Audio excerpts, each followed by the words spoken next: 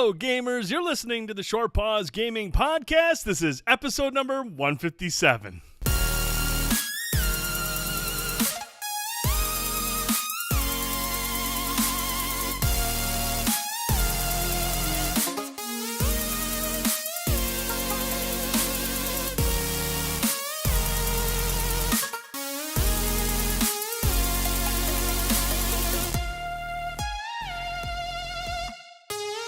And welcome back to another edition of the Short Pause Gaming Podcast. I'm Brent Felsing, and joining me tonight, Ben Boyce, Bender Holt, Frankie Ayler, the whole crew. We're back. We're also here to tell you that we won't be here next week. So, unfortunately, due to a smorgasbord of events and obligations we have to attend to, there will be no podcast next weekend. However, we do have some stuff to kind of keep you occupied. Boyce and I, first of all, we did a video this week, kind of a pilot episode of some Destiny 2 conversation called Tower Talk. Episode 1, we talked about the recent Bungie update where they talked about the development roadmap, where Destiny 2 is heading, as well as the Warmind DLC. We got a little glimpse and a little bit of info on that as well, and then as well as the DLC change in terms of like Crucible maps. So check that out. And then also this week, on Thursday night, probably around 10:30, 11, whenever it works, we're going to do a stream for a pre-launch stream of God of War, where we're going to sit down and talk about what we're hoping to see, what we love about the franchise, what we're hoping to get from this new one. I mean, obviously there's a lot of hype behind it, but we're going to do a stream on Thursday night. That's where we're going to announce the winner of our giveaway going on right now that ends on Thursday at 9 p.m. So make sure you go over to the website, www.shortpause.com, enter in to win a copy of God of War, the Stonemason Edition. We'll be doing a drawing on Thursday night around 9, and then we will announce the winner during the God of War stream. So a quick PSA.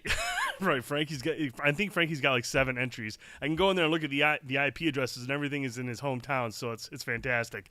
But it's for Jen. It's for Jen. There you go. It's a nice, a good fiance does that for his missus. So there's just a quick PSA of stuff that we got going on. No podcast next week, but let's get in to what you guys have been up to. Boyce, what's going on with you, man? Nothing much, man. Just another busy week in the books. Nothing too out of the ordinary. Got a little bit of gaming in here and there, but for the most part, just been working, man. Mm-hmm. What'd you do on the Tuesday Night Indie Spotlight? Let's talk about that for a second. On the Tuesday Night Indie Spotlight, we had a doubleheader, of course. Mm-hmm. I helmed the first half of that doubleheader and played Owlboy finally, which is a game I've been waiting a very long time to come over to consoles. We had a little tease earlier this year when it was supposed to come out. I think it was in February. And then at the 11th hour, they pulled the rug out on us and were like, nope, not coming out, sorry. So it finally came out for PS4 and Xbox One this past week on Tuesday. Finally got to fire up Owlboy, and it was a lot of fun. Lived up to the hype. It's been a really, really cool game so far. The Metroidvania elements are there. Love the pixel art style of the game. The music's awesome. Controls are great. It's got a very unique style in terms of the way you fly around the levels, and there's a lot of story involved in it as well. We didn't get to do we just played the first hour of the game on the Spotlight, and we didn't get to do a ton, but we got to explore through the first area, beat our first boss. Got a glimpse of some of the puzzle mechanics that are going to come into play with how you use your partner and whatnot to navigate through some of these caverns and areas. So I really, really liked it a lot, though. It was a super cool game so far. Seems like definitely a worthy game if you're a Metroidvania fan. It's definitely something that you should check out. So it's something I really do want to get in and play some more of, but I had a good time with it on Spotlight. Yeah, it's a really fun game. I played quite a bit of it on the Switch, and it's a very endearing story. I think it plays really, really good. I love the exploration elements to it, exploring the world. Like you said, the Metroidvania elements, it's awesome as you unlock different characters to kind of carry around with you. They have different abilities. That's really, really cool. So I enjoyed my time when I played with Owlboy. So we featured that on the Indie Spotlight. You can check that video out. And then after you played Owlboy, Frankie took over the second half of the Tuesday Night Indie Spotlight, and he played a game that quite a few of us have played now, Super Darrow Deluxe. Frankie, talk to me, man. What do you think of that game? Yeah, dude. Super Desmond Deluxe is a great game. It was really cool because Ben hopped in party chat with me, so he was kind of fielding the stuff from the comment section. So it was cool because Ace stopped by. I haven't seen him around in a while. It's one of JD's buddies, so it was cool to have him in there, catch up with him a little bit, and play this game. But man, dude, I figured this game was gonna be really dumb coming into it, but it is like the perfect kind of dumb for me. Like I think back to like Jazz Punk, like.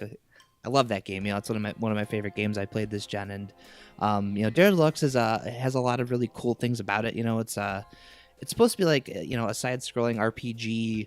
I guess beat 'em up is kind of what it is. You know, you have different like weapon slots, but all your weapons have cooldowns, so you're just kind of doing different attacks as they're cooling down. But it's set like in a high school, so you're wandering around the school. It's got like this really like you know grayscale color tone to it, and then you know as you're going around, you're kind of lumped in with these you know two jerks who you know your friends. Right. They don't know your name. They call you a different name every time you talk to them, which I love. I love gags like that. It's so dumb. But yeah. So as you're going through, you're trying to collect textbooks because they're selling them or whatever. So like the main level that I got to feature on the stream was the science level. So you're going through there and it's just this bizarre, like you go in the science room, you go through this portal and it's just this, you know, colorful, bizarre, like science themed world. You have like, you know, graph looking swirls everywhere. You have, I think the enemies you're fighting were like little beakers. And Yes. It was really, really goofy. So I really like the way that they are tackling like these different worlds. I know you and I actually, you know, after the stream I played more, did the first boss fight. I should have kept streaming because I didn't realize the next thing I did was the first boss fight, and that's the end of the prologue. So I did that. The boss fight was really cool, I thought, because it was a little different. You can't just, you know, button mash. You have to figure out the strategy to do damage to him. So but yeah, at that point, like the game kind of slowly gives you like, you know, more skills and, you know, gear to equip. So you're kind of slowly building your character up. You know, as opposed to like when you start the game, you're kind of, I don't know if you're like at like the high point, but that's, you know, you have all your abilities ready to go. And, you know, you start in the school, you're back down to just one. So you're kind of, you know, gradually building back up, getting new ones, learning what each one does.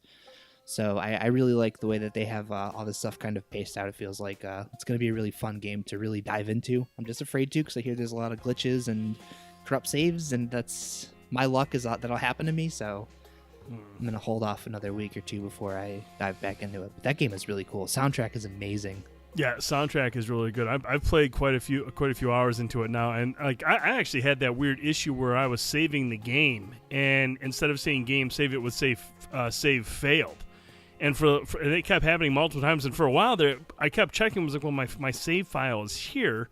So I don't understand why I say it. And for a minute, I thought they were referencing some kind of a joke. I'm like, okay, where is there somewhere in a movie or in a game that says save failed? I was trying to find some kind of homage that they were trying to put in there. But the, you know, we talked to the developer online, and he just, you know, he's trying to walk me through it. And so we kind of just took the leap of faith and turned the game off and turned it back on to see if my saves actually survived, and they did. And then after I saved, it said game saved, so everything was working fine then. So just a minor glitch there, but it sounds like other people are having issues with their saves, and that's unfortunate. But like you said, it's a little repetitive against normal enemies, but the boss battles, like you mentioned, are actually a little bit more elaborate and more difficult to figure out, so that's really nice. But yeah, there's a lot of depth to the game, and like you mentioned, the science area is very, very cool. It's a science theme, but it's kind of like trippy. The same is going on with the arts and theater room when you go into like the mirror, the music side. A lot of this stuff is just the themes behind these dungeons, if you will, are really, really clever. So I really dig that about the game. It's been a hoot to play. So I'm with you. It's really, really good. Hopefully I don't run into any of those save issues, because that would really, really suck. So yeah. You play anything else? Played a couple other things actually. On Thursday night, I fired up a stream for Extinction. So I think I streamed that for about an hour, maybe. Yeah, about an hour. I know I streamed the first chapter. So there's 7 chapters, and it looks like each chapter has 4 sections in it. It doesn't seem like it's going to be a very long game. Each chapter seems to have like 3 objectives that you're trying to complete as you're doing it, and a lot of them are time based. So you're trying to get through this level in under 7 minutes. So it doesn't seem like it's going to be a long game to get through once. But you know, a lot of the trophies and whatnot are, you know, all the trying out the different score attack modes and all these other trials and things that are in the game. But my biggest gripe with it is, and when reading the reviews, I hear, oh, it's really repetitive, and I'm thinking, like, looking at this, it's 7 chapters long, so it's not going to be a long game. Like, okay, this isn't going to be that bad. But so by the end of the first chapter, you're kind of learning the basics, learning, how to attack enemies, and build up this meter so that you can take down the Reveni, which are the big ogre guys. And every time you kill a Reveni, it drains that meter, and you have to refill it back up. And doing that is fighting the little ogres, saving civilians. It's that same exact thing over and over and over again. So it seems like as you progress in the chapters, you're fighting more and more Revenis in a single chapter. So it's that tediousness of fighting one of those and then going and just the combat's really basic. It's literally just mashing square, and there's no camera lock on for regular enemies. So running around looking for these things to fight, and they pop up out of the ground a lot of the time, so they're hard to see coming at you. You don't take a lot of damage, so you're gonna die really fast if there's a bunch of them and they start ganging up on you and wailing away at you. But I don't know. The more I play it, the more I'm kind of like, I unfortunately agree with a lot of the reviews. It seems like it's going to be a slog to get through, and that sucks because fighting the ogres the first couple times is actually really cool, because they're these massive guys, and a lot of them have armor on, so you either have to break locks off of them and then break the armor, and you can sever limbs. And you scale up them. You have guys who have these really cool helmets on, but they have a lock in the front, so you're trying to figure out how to jump and get in front of them. And I don't know. It's what I mean. Like, it's fun describing it. Like, you hear that and you're like, yeah, dude, that sounds like a really good time, and it is. But my problem is, like, that's it. That's the game, and it's really let down by it, to be honest with you. And a lot of the storytelling is done with these cutscenes. A lot of them seem to play randomly. They you'll be in the middle of doing something, and then all of a sudden the game will pause, and then your character will pop up on the side. And it's cool that the dialogue is all voice acted. Largely the voice acting is really good, but there's a couple spots where it's kind of like someone's reading off a script and not sure what they're reading, so they sound like they're asking a question. But the music is awesome. I do want to find that soundtrack. But at this point, I don't even know if I really want to finish it, just because it seems like I could be playing so many other things instead of doing this over and over and over again. So I don't know. It's a very tough sell at $60. Yeah, when I was watching the stream, I mean, I like the idea of taking on the Reveni. I mean, it kind of, at first glance, it kind of reminded me of Shadow of the Colossus. You're taking on these huge beasts. You're trying to figure out how to bring them down to beat their defenses. And I like the idea of having to attack the locks, then to attack the armor and all that jazz. That stuff sounded cool. But, man, when you're on the ground in a 3D action game and you're running around and you've got enemies who are incredibly fast, you're moving incredibly fast. It's not like your guy is slow. He's moving around at high speeds. You got enemies that are moving around at high speeds, and you're just mashing buttons. The fact that you can't lock on to any of these enemies on the ground it looked frustrating. I was like, man, I'd want to be able to lock on these little guys, wail on them, and move to the next one. But it just seemed like it was just way too chaotic, and the controls looked like they weren't holding up very well. So I wasn't too sure about that. And then, like you mentioned, the Revenis, as cool as it was, the battles were, I don't know how much more of these are going to evolve. I mean, it just seems like take off the lock, take off the armor, dismember the limb or whatever, and move on. It just seems like that's all there really is to it. And it seemed very, very shallow after an hour of play. Yeah. So that's what I'm worried about, and that sucks to feel that way after only playing the game for about an hour and a half, because I did do a couple more missions afterwards.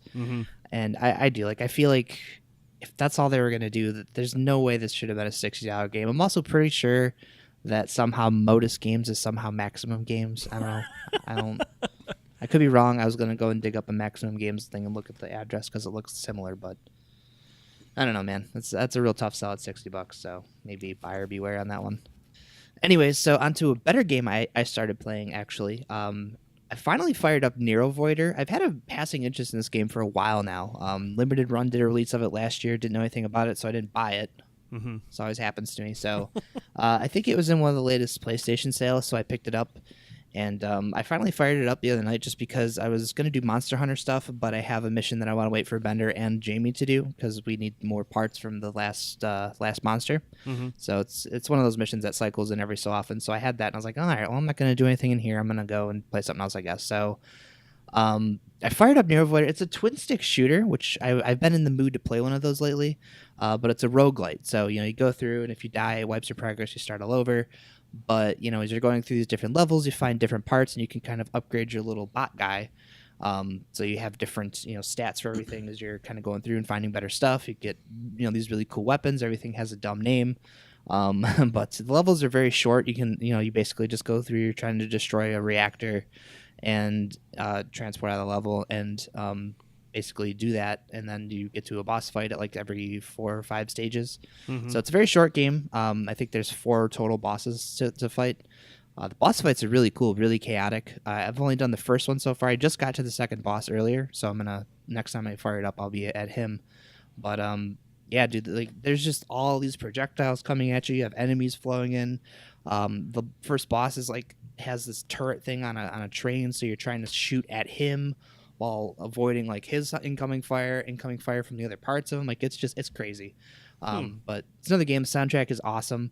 And if you happen to listen to this podcast before Tuesday, it's on sale on Xbox for $7. I highly recommend it. It's a really fun game, especially if you're into twin stick shooters. Awesome. Man, you got a lot of gaming in this week. Yeah, it's been a while since I've played this many games in a week. I envy you, sir. Bender, over to you, man. What have you been playing? What's new with you? Not too much is new. I haven't been playing a whole lot. I mean, other than outside of Monster Hunter, I haven't had time to play too much. Anytime I'm not playing with Frankie and Jamie, if I do play Monster Hunter, I'm trying to, trophy hunt. Like there's trophies for certain like rare creatures that you can only get like at certain times. So it's one of those things where you have to like load a mission up and then go and look for it. If it's not there, you have to leave and then come back and load it up again and just keep doing that over and over. I found one of them the other day, so just need to like 2 more that I need to find and catch. You just capture them with your capture net and you get the trophy. So yeah, I did get him the pig. Oh, Got him finally. Yeah, nice. Where are you at on the trophies right now? I'm nearing 50%, but the one once I get these rare creatures, all the ones I have left I think are mostly gonna be ones that are the really time consuming ones. I still need to. There's one for having 1 million zenny, which is the currency. Still need that one. There's one for getting. No, I already got the one for the 100,000 research points. Frankie got that one the other day. nice. And then there's stuff for like slay 50 elder dragons. I think one is like hunt 500 large monsters, something like that. So those are ones that are going to take a while. You just you'll get them from playing though. I mean, like I said before, nothing in the trophy list is particularly hard to do. It's just you have to play the game a lot to get all the trophies. Right. So it's going to take a while, but I mean, I'm confident that Frankie and I will both have this platinum eventually. Oh, man. That's awesome. We're going to get that one. I mean, that's not quite as cool as Little Tales on the Prairie or whatever it was that I played. Little Adventures on the Prairie. I mean, that was a really solid platinum, so it's not quite up there with that, but I'm proud of you guys for going for like one of the smaller platinums this year. For sure. But so that's what we've been playing. Let's jump into the Spotlight titles this week. Frankie, what are we looking at this week for our Spotlight titles? All right, there's a lot of really cool stuff coming out this week. And luckily, a lot of it could be condensed into the Spotlight list because, other than like lacrosse, I mean. So Yes. obviously, I think, all of us here, except for Bender, the big one on our plates this week is going to be God of War. Oh, yeah. This will be dropping on Friday. Reviews coming in flaming hot, dude. That thing was sitting at, 95, 94 on Metacritic? So It actually jumped up to a It's a 95. that is awesome. So I'm excited. Obviously you mentioned earlier we're going to be doing like a pre-show before the game launches. I went digital with this one because I'm stupid, so I'll be playing at midnight. I mean, I guess I'm not stupid in that regard because I get to play it, but I know I'm that's gonna buy a actually disc at some smart. point. Yeah, but but man, I don't know about you guys. I'm just really excited. I did actually mess around with God of War 3 for a hot second after the show last week because you had mentioned, how crazy it was. So I did do the first boss fight where was it Poseidon? So yes. yeah, it goes into first person. And it's just Kratos beating the shit out of him. Dude, that was is brutal. so awesome. It's such a Yeah. great fight. Oh, man. So, yeah, I do want to get back and try and get that one done before Friday. Not likely, because I do want to finish. I want to try to finish Extinction and hopefully get, Nero Voider finished too. But, Ben, I want to come to you first, man. I know you're a big God of War fan. I know this is one of the games you saw at E3 you're extremely excited about. Where are you at, man? Are you actually going to find time to play this week? Yeah, dude, I'm beyond excited for this God of War game. I mean, I was already excited for the game, but then how can you not be like hyped for this game after the reception that it just got? I mean, sitting at a 95 on both OpenCritic and Metacritic.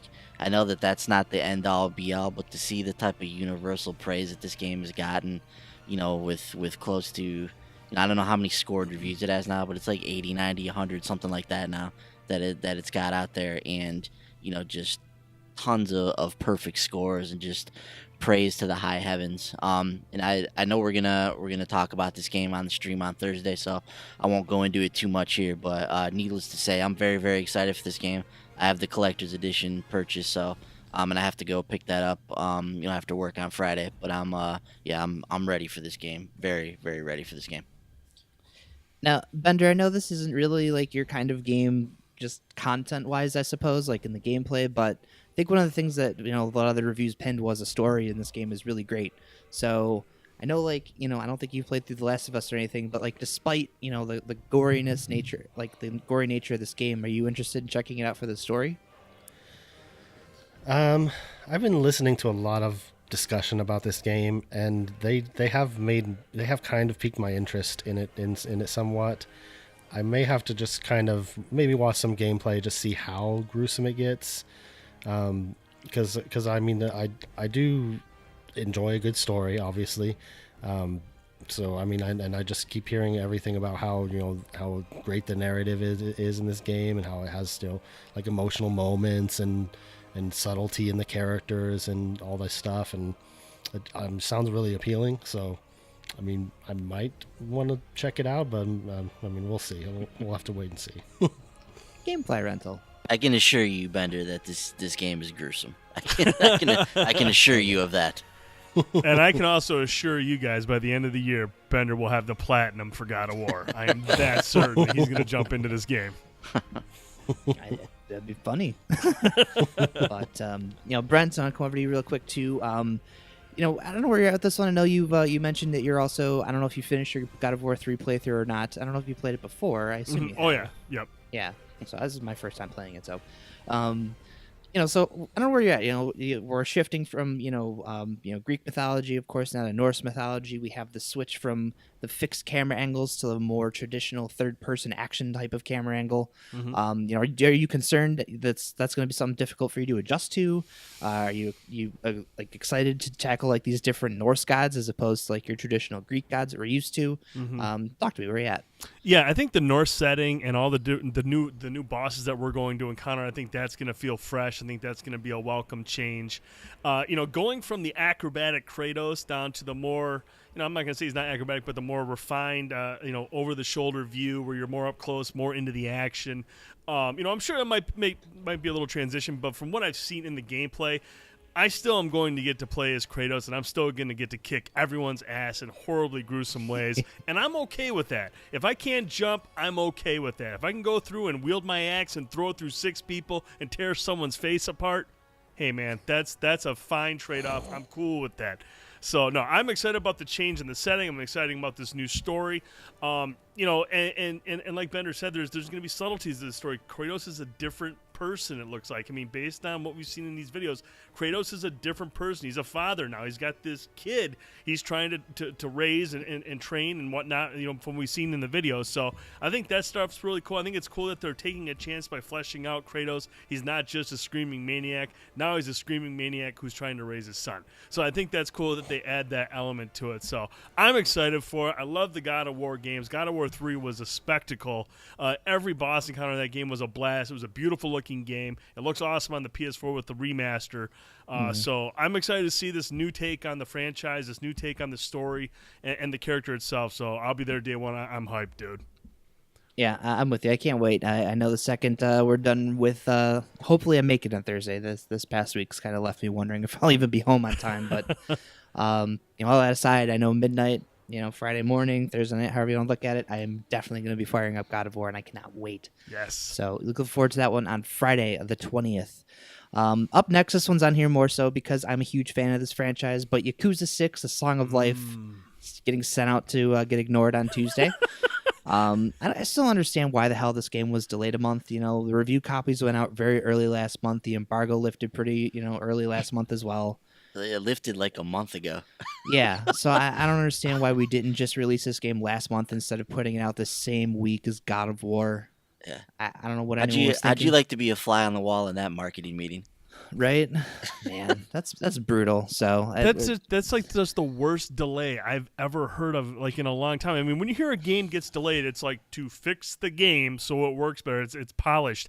These reviews for Yakuza 6 were really strong. So I mean, these people are playing a fine-tuned game, and they're like, "Well, we're gonna delay it a month and bring it out the same week as God of War." That's just like that's just the worst delay I've ever heard of. That's counterproductive. It's terrible. I don't understand that at all. It's so strange. Yeah, I don't know. It bums me out, but this one I am picking up the collector's edition for. Couldn't pass it up. You get those really cool drink glasses. I think you have like the ice cubes you can freeze and toss in there too. So seems practical, even though I'm not going to use them because why would I do that? But yeah, I'm not even going to get to it right away. I just, I love Yakuza games. I would love Sega to keep bringing them west. So I, of course, will be picking that up on Tuesday. Any of you interested in Yakuza 6 at all, boys? I know you've got a couple of them. I know you have all of them, actually, don't you? On PS2 and 3? Yeah. Just thinking about it, I bought the collector's edition too, so that's going to be... Jeez, oh man, do you even know what you buy anymore? Nah, sometimes we do these new releases lists. I'm like, oh man, I did order that. So... Oh my goodness. So yeah, I guess I'm buying that too this week. It's probably already been zapped from my wallet. I don't know. I have to go check that out. But yeah, I mean, yeah, I between the PS3 and the PS4 and hell, I even have some of them on the PS2. But between all the PlayStation systems, like I have the entire Yakuza saga.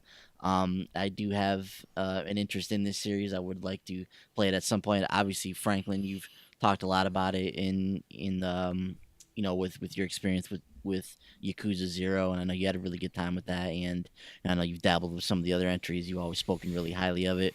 I know JD really likes that series as well, so he speaks highly of it as well. And obviously, it's pretty much a universally acclaimed series for the most part. Yakuza 0 especially kind of lit the world on fire when that one came out. And as Brent mentioned, Yakuza 6 reviews very, very strong, which is really which just makes it even more strange. Like, you release the embargo, you get everybody excited about the game, they review the game, see all these great scores come out, and then you wait a month, and then you actually release the game the same week as God of War. When people are looking at the calendar and they're figuring out which PlayStation 4 exclusive they're going to play this week, there's not too many eyes landed on Tuesday, April 17th in Yakuza 6.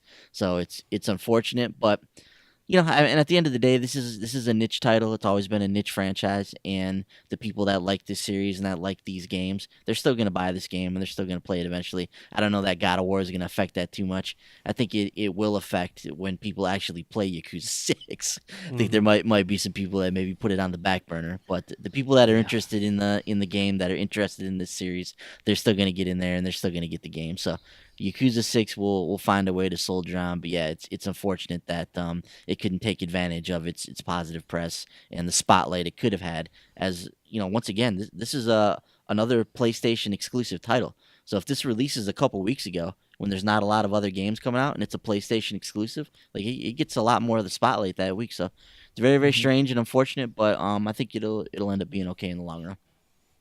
Yeah, I mean, I know before it would have been up against Far Cry 5, but I don't know that crowd intermingles all that much anyways, so I don't know. But like I said, this is one I'm definitely picking up on Tuesday. Very excited. I love Yakuza. I'd love for Sega to keep bringing those games out over here, even though from what I've read, I've gathered this is maybe the last, at least the one centered around Kiryu, so we'll see. But if you're interested in playing this one, look for it on Tuesday. There's also the demo available on the PlayStation Store again. So I think they fixed it so you can't just play the whole game. They have fixed it. Yeah, so awesome. Up next, this one will be coming out on Friday. This one's been on the Switch since I think about a year now, right? But last year this came out on the Switch. It's been 6 to 8 months, I think. Yeah, maybe. Yeah. I want to say like September-ish. It released on there.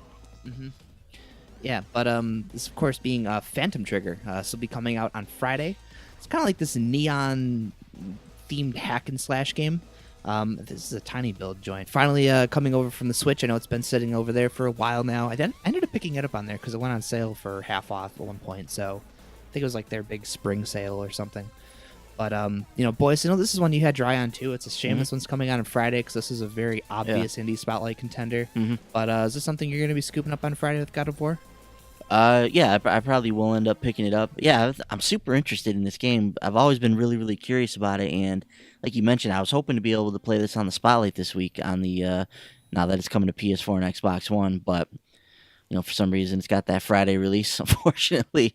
So I don't know if it's some type of an exclusive deal or something. They have to wait until Friday to release the game. But yeah, it's unfortunate it's not coming out on Tuesday. I would have loved to feature that on the Spotlight. But yeah, it reminds me of like if Hyper Light Drifter were to meet like Bayonetta or something like that. It's a very like fast-paced, high-octane combat system in this game, and it's got that really cool Hyper Light Drifter like pixel art style about it. It looks it's just a very stylish action-looking game that looks like something right on my alley. So I am very, very interested to play this one. We'll be picking it up, playing it at some point. Maybe we'll feature it on the Spotlight in the future if we get a chance. So yeah, Phantom Trigger, definitely something I'm interested in. Yeah, how about you, Brent? This one looks like another one that you'd really get into. I'm actually surprised you don't already have it on your Switch. I know. No, this does look really interesting. It's just bad timing right now. It's probably something I'll revisit down the line, maybe check it out then, but just bad timing this week. Yeah, I'll say. How about you, Bender? This one looks like something you might be able to get into. Yeah, possibly. I need to watch some gameplay of it or something, but I'm just looking at the screenshots. It looks pretty interesting. So yeah, I might want to check it out. Yeah, I mean, it is on the Switch already, so. Well, nice. Yeah. All right, cool. So, again, look for that one on Friday on PS4 and Xbox One, or if you want to play it right now, grab it on Steam or on the Switch. The last game in the Spotlight list, technically, we do have one more thing I want to touch on real quick here, but Gunhouse will be coming to PS4 on Tuesday. This one came out on the Switch, I want to say, a month or two ago, but when I read of it, this game sounds ridiculously cool. It's kind of like a tower defense RPG, I think it is. So, boys, and this is one you had your eye on possibly doing for the Indie Spotlight. What's drawing you to this one? Yeah, and just so everybody knows, we're gonna attempt to get an early streaming copy of Phantom Trigger if possible. If we are able to get our hands on that, we can feature it on the Indie Spotlight. If we don't, Gunhouse is going to be the game that we feature on the Tuesday night Indie Spotlight, and it's a very interesting, strange-looking mixture of some type of a puzzle game, maybe almost a match 3 puzzle game with a tower defense aspect to it. But I really like the art style of the game. It's got a soundtrack by Disaster Piece. Yeah. Who's done like Hyper Light Drifter and Fez and other games in the past.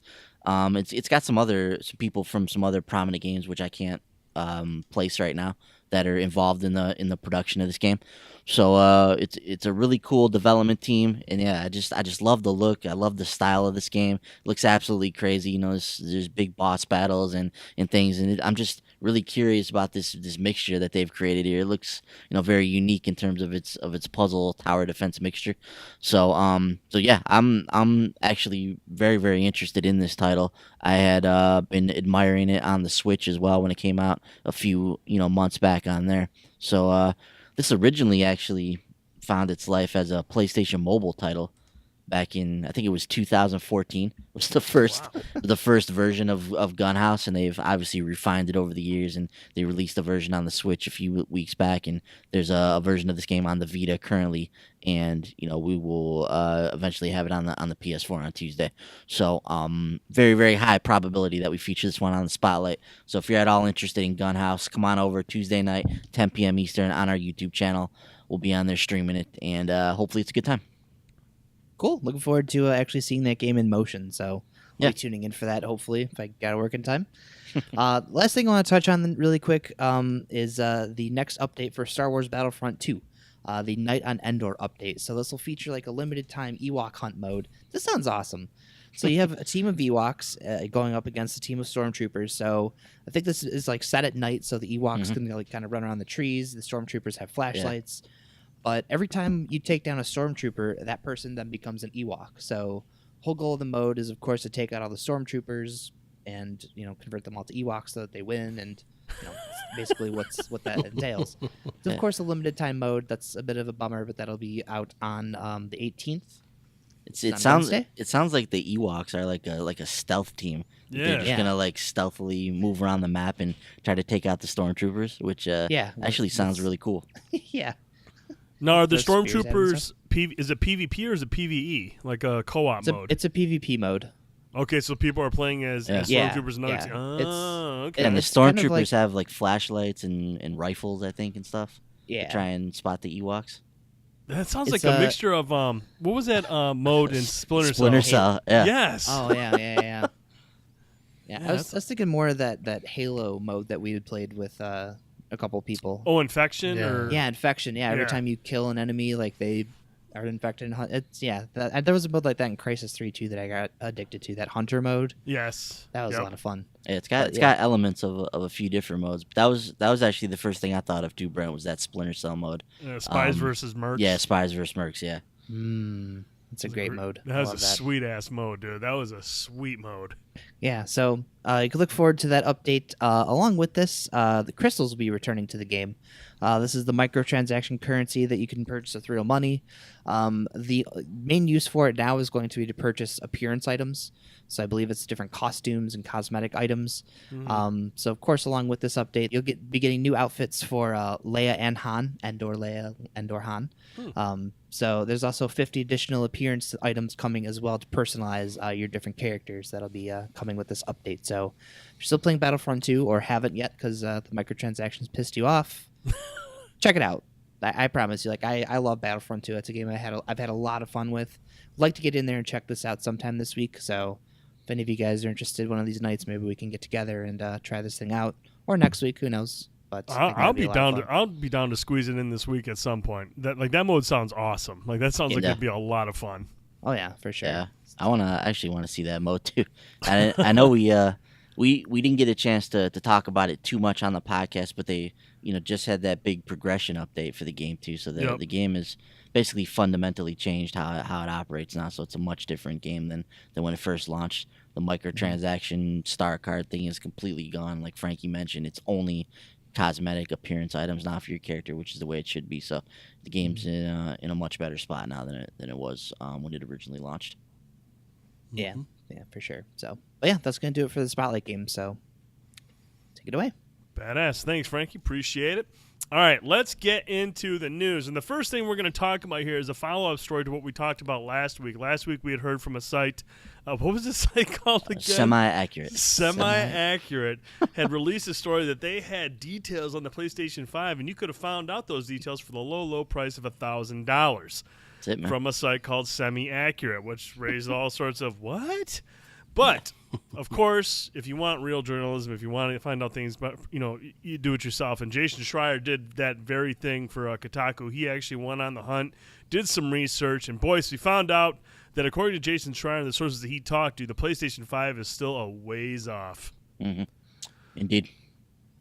So, in summary, this is what Jason Schreier's article talks about. It says this is what he had to say. There is information about the PlayStation 5 floating around at both first and third-party companies, but it's far more limited than it would be if a console's release was imminent.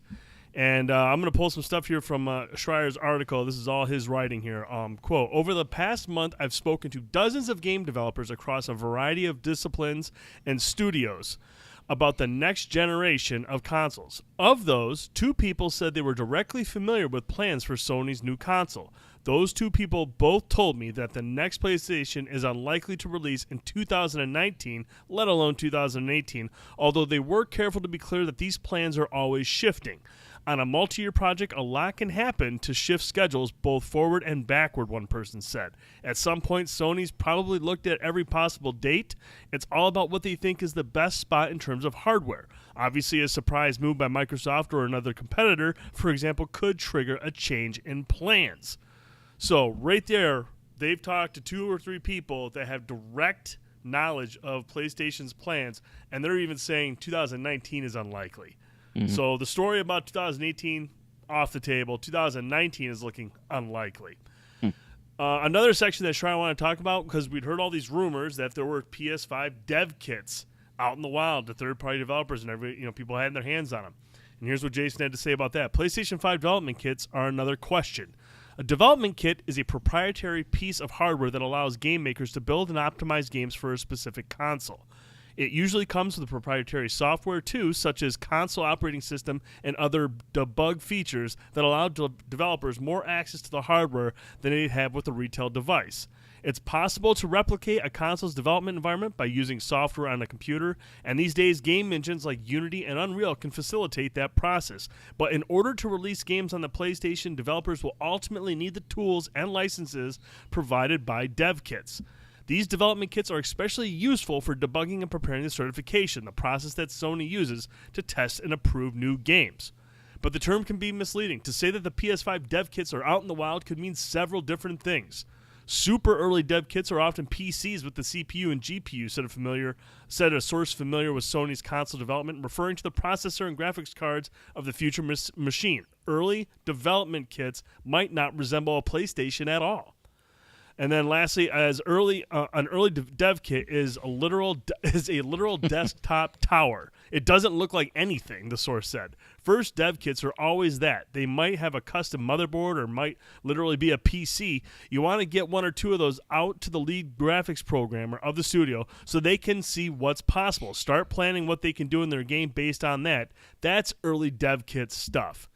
So obviously, if there were PS5 dev kits out there, there's a good chance people in that studio wouldn't even know that they have a PS5 dev kit. Only specific job functions like programming, a lead graphics programmer might have a PS5 dev kit, and he or she might not even know what that's for. Yeah. So there was a lot of stuff in this article, boys. What else stood out to you in Schreier's article here? Yeah, for me, there's a lot of things that I thought about reading through this.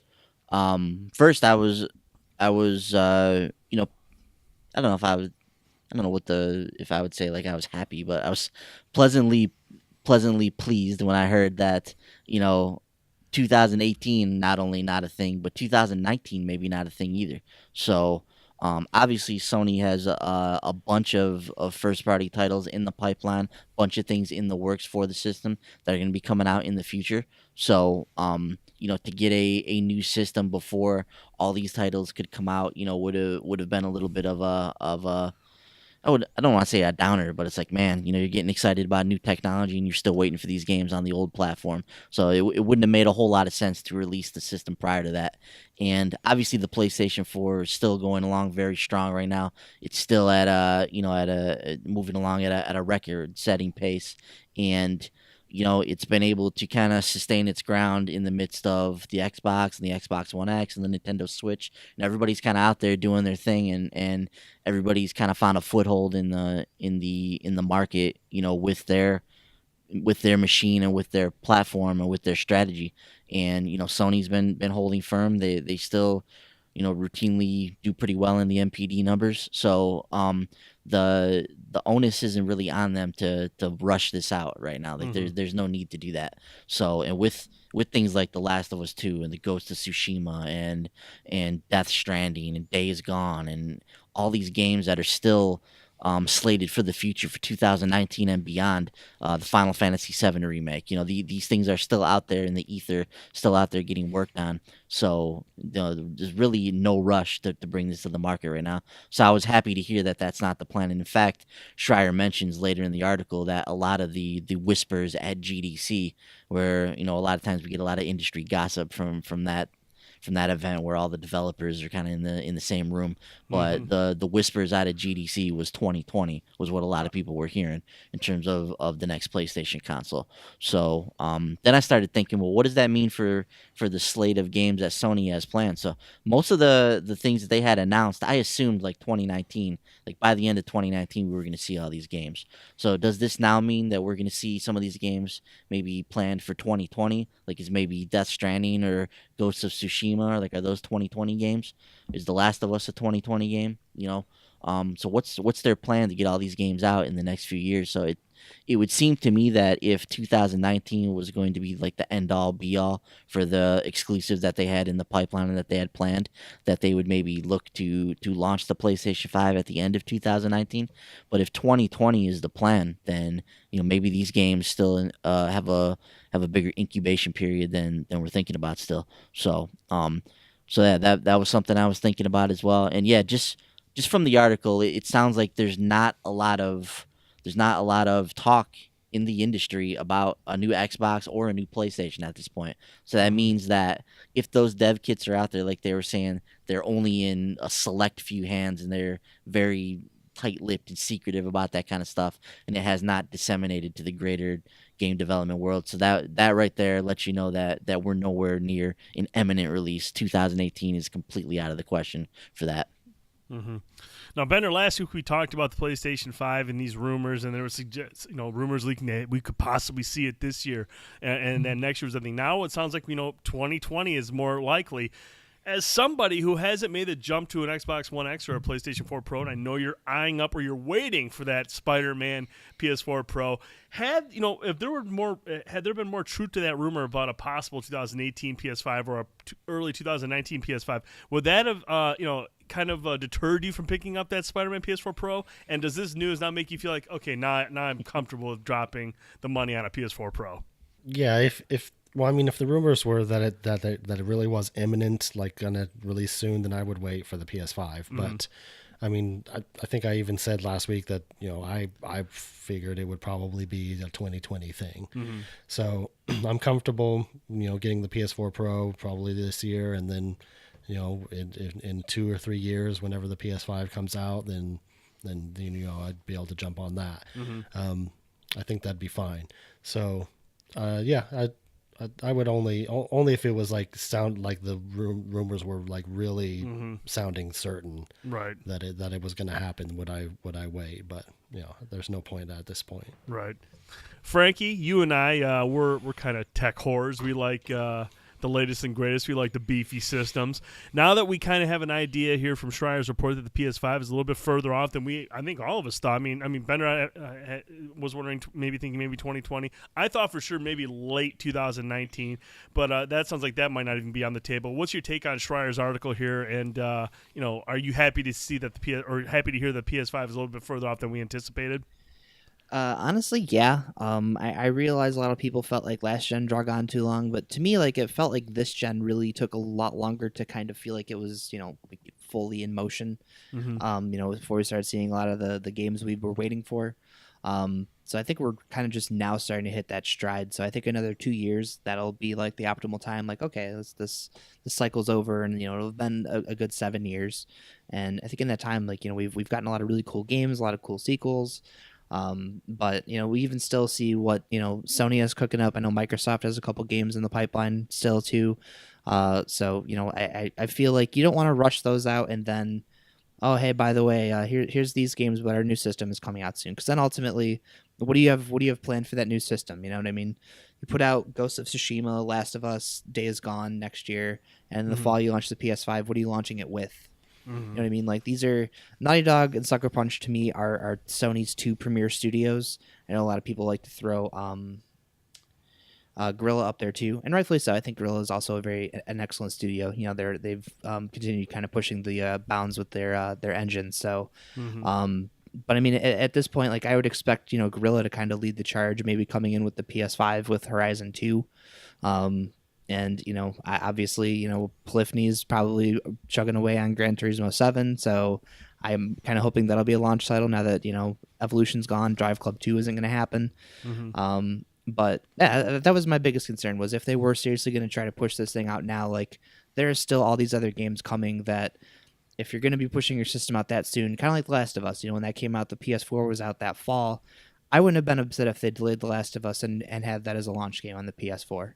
Mm-hmm. That would have been totally fine with me instead of doing the remaster, the following year. But yeah, I mean, personally, like I said, to me, that's exciting. I'm hoping to get another 2 years out of these. We just got the One X, in November. It hasn't even been out a year yet, so I want to see what developers can do with that thing. Right. And I feel like even the Pro at times, like, a lot of developers aren't taking advantage of the extra horsepower of that. So, I'd like to see them kind of get more familiar with these new systems.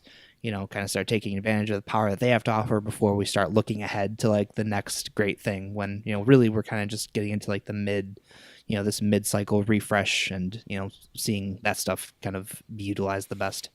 I don't want to get too far off topic because I know we're talking about the PS5, but I want to ask you guys a quick question. Do you think these mid-cycle refreshes, the PS4 Pro and the Xbox One, kind of afford Sony and Microsoft time to wait for like components to drop in price to make these next gen systems feel next gen?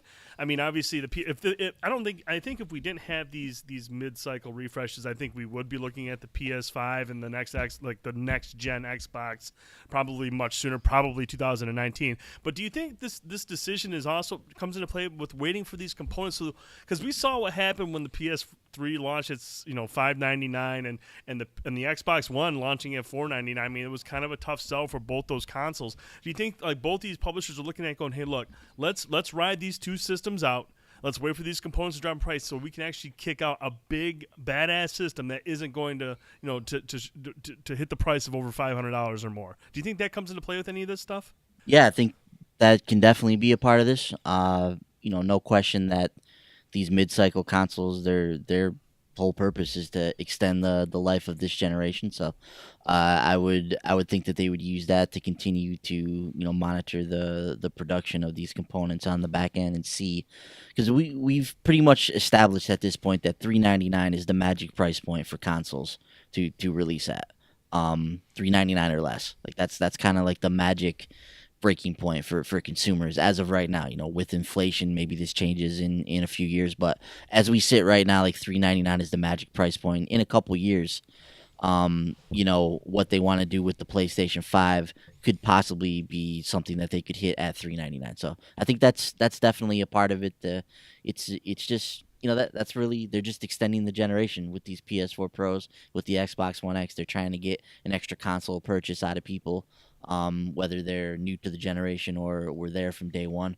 That's kind of the whole strategy behind it. But yeah, I would be surprised if they weren't using this to kind of just bide their time a little bit with these next consoles. Frankie? I think maybe more so in Sony's case, because the Pro and the base PS4, there wasn't that large of a leap in terms of what's in that thing. Whereas you look at the One X versus the Xbox One S, and that thing is basically a new console in and of itself. Mm-hmm. So I think, when you start talking about the next generation, I think where you're at with the One X is it's going to be a less impressive leap, quite honestly, for Xbox owners, because you already have a machine that's much more capable than its base model.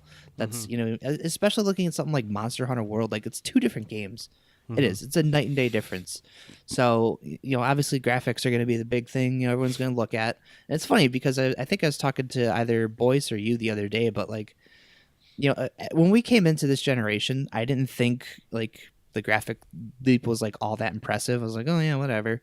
But now, like, it just in terms of how far we've come and developers getting more comfortable and able to optimize better for the consoles, going back to PS3 and 360 games is it's awful. Yeah, it really is. My God. So I don't know. Like I said, I for PlayStation, absolutely. Even from the Pro and the X, like Monster Hunter especially, like there's a very visible difference in those two even. So, and I don't know. I mean, obviously, like Sony, they, kind of just, I think they just overclocked the processor, and I think didn't they change just one other component, and that was it. Like they didn't really do a whole lot going to the Pro. So obviously going to the next, iteration of whatever they do, they're going to be able to not only surpass what the X can offer, but, probably a much, cheaper price, because, that bar of entry for them now, because they didn't soup up like the Xbox One X did, they don't have to go into like this ridiculous, like, oh, we're going to get top shelf stuff. Like they could buy mid-tier stuff now and it's still going to be a huge difference compared to what you get now. So. And Banner, like, how about you, man? When you pick up a new console, I mean, do you want the PS5 or the next Xbox? Do you want it to be a vast jump over these current consoles, or are you going to be okay with kind of like that PS4 to PS4 Pro, or even more so with the Xbox One, the Xbox One X? There's a bigger gap there. I mean, do you want that big gap? I mean, does that come into does that affect your decision on buying the console, or how quickly you want to see it? I mean, it's got to be at least a significant improvement. I mean, it can't be just a little minor step up. But I don't care if it doesn't have to be like a monumental leap or anything like that. It's got to justify buying a whole new box for it. But as long as they can keep it at a good price point, then that's good. And the most important thing to me is the games. So if it allows them to make cooler games or better looking games or whatever, that's what I'll be interested in finding out whenever they announce the new consoles. I want to know what games are coming to them. So as long as it's enough of a leap to justify buying a new console, then it's okay with me. Cool. I mean, when it comes down to it too, regardless of how much extra power you get from the Pro or even more so from the Xbox One X, like you're still hamstrung a little bit by the lowest common denominator and all this. So you still have to make a game that works on the base PS4, on the base Xbox One. So you can't really take advantage of all that stuff other than in a graphical capacity. So, and one of the things that really over the years we've come to accept as redefining a generation is in terms of like how big these games get, like how much stuff they can put into the world, how big these open worlds can get, just how much is going on at any given moment. So all that kind of stuff is going to be possible when we move fully into the next generation and we're not simply just looking at graphic stuff. Yeah.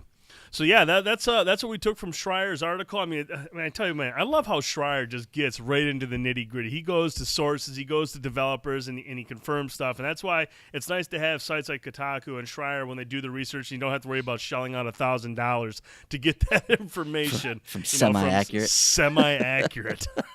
Moving on from that, Sega Fest was happening in Japan this week, and some big announcements came out of Sega Fest.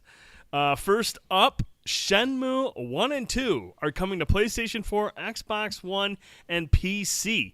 These will be coming in. It'll be launching on PlayStation 4 in 2018, while the West will get it Xbox One, PS4, and PC this year as well. So, the game will include both English and Japanese voiceovers, visual options for PC, a choice between modern and classic control schemes, fully scalable screen resolution, and it will come both in physical and digital forms. Now, I know there's a lot of hype behind Shenmue 3. Frankie, what is Shenmue? I still have never played a single Shenmue. Oh, Frankie doesn't know either. No idea, Frankie? No, I just have a very basic understanding of that game. It's kind of sim heavy, your character you're playing, I think his name is Ryu. Yes, Rio. That's correct. Rio. Yeah. So I think like a lot of it's like him kind of like doing martial arts training, doing going to work and doing stuff like that. But I know a lot of it too is it's very story driven, which is why I'm interested in playing it. I've never actually sat down and played it, even though I've had it on the Dreamcast. I've had Shenmue II on the Xbox. Never played it because it's me. But I did back Shenmue 3 when it was on Kickstarter because I was told at the time that's probably the only way we're getting a physical version. Of course, this was before Deep Silver had stepped in to publish it. So, but yeah, I mean, I'm interested in it. The thing that's drawing me is the fact that, people talk up like the story of Shenmue and, a lot like that was like one of the big like game, like life-changing games a lot of people have played over the years. So I really want to get in and actually check out what all that hype is about. Mm-hmm. Obviously, Ben, you are a little bit more familiar with Shenmue than I am and Frankie is. Are you excited for this announcement? Yeah, I'm pretty excited about this. I have Shenmue 1 and 2 on my Dreamcast, and that's where I first experienced the series. At the time, it was kind of like it was one of like the first big like open world games. This was kind of like a genre that it was helping pioneer with like Grand Theft Auto 3 at the time. So it was a big deal when it came out. It's kind of a precursor to the Yakuza games as well in a lot of ways. A lot of the Yakuza game stuff reminds me of things from Shenmue that I remember. I haven't played through this game fully before. I've only had my experiences with it it was a long time ago now. Was it 2001 when this game came out? So it's been a while since I've fired this up in any way, shape, or form. So yeah, I am curious to get in there and see how this is aged and see how it's coming along. Because this remaster sounds like it's I don't know, I guess a good comparison maybe from what I can glean here is maybe like the PS2 remasters on PS4. It sounds like they're pretty much just taking the Dreamcast assets and just kind of just bumping up the resolution on the game and just putting it out on the newer consoles. So it's basically going to be the same game we remember, just with a little bit of a shinier polish on it, so that it looks okay on modern displays. But yeah, big epic story, lots of side quests and things to do, like play old Sega games at the arcade, get a job, lots of things that go on in this game in the life of this guy. So yeah, I'm very curious to play this, and I also wonder, Brent, if this means that maybe we're getting closer to Shenmue 3. Like if they're gonna put out the HD re-release for this, you would think it would be in anticipation of the people getting ready for Shenmue 3, right? So maybe, I don't know. I know it's Sega and it's different now with like Deep Silver, but maybe there's a little bit of that in there as well. Yeah, Sega's probably trying to get in on the hype for Shenmue 3 and try to cash in on that. Might as well release these two and make a buck. Yeah, and just so it's not lost too, they've said that they're aiming for the second half of 2018 with Shenmue 3. So I'll believe it when I see it at this point. There's a lot of stuff already planned for the second half of this year. So if it does release, it's going to come out in a very, very crowded fall. But yeah, my money would be on this getting delayed at least until the next year. It could just release in November. They could, yeah. There you Maybe, go. There's nothing else in November, right? November is a barren wasteland right now. There Until is Smash nothing in Brothers November. drops its release date. Yeah. Bender, any interest or experience with the Shenmue games? No experience. I mean, I've just heard people talk about this game on Twitter and stuff like that. I had never even heard of these games until a couple of years ago. But I mean, I would be interested in trying them out if they're that popular and everything. Seem to have a very devoted following. So if they come out with this collection and it's not too expensive, I mean, then I'd be willing to check it out. Seriously, I feel like the worst gamer ever. Every time people get excited for Shenmue, when this was announced, like people were going nuts on Twitter, and I was just like, "What's Shenmue? I don't know what Shenmue is. Should I be excited?" I feel like the worst gamer on earth. So isn't that killer whale at SeaWorld?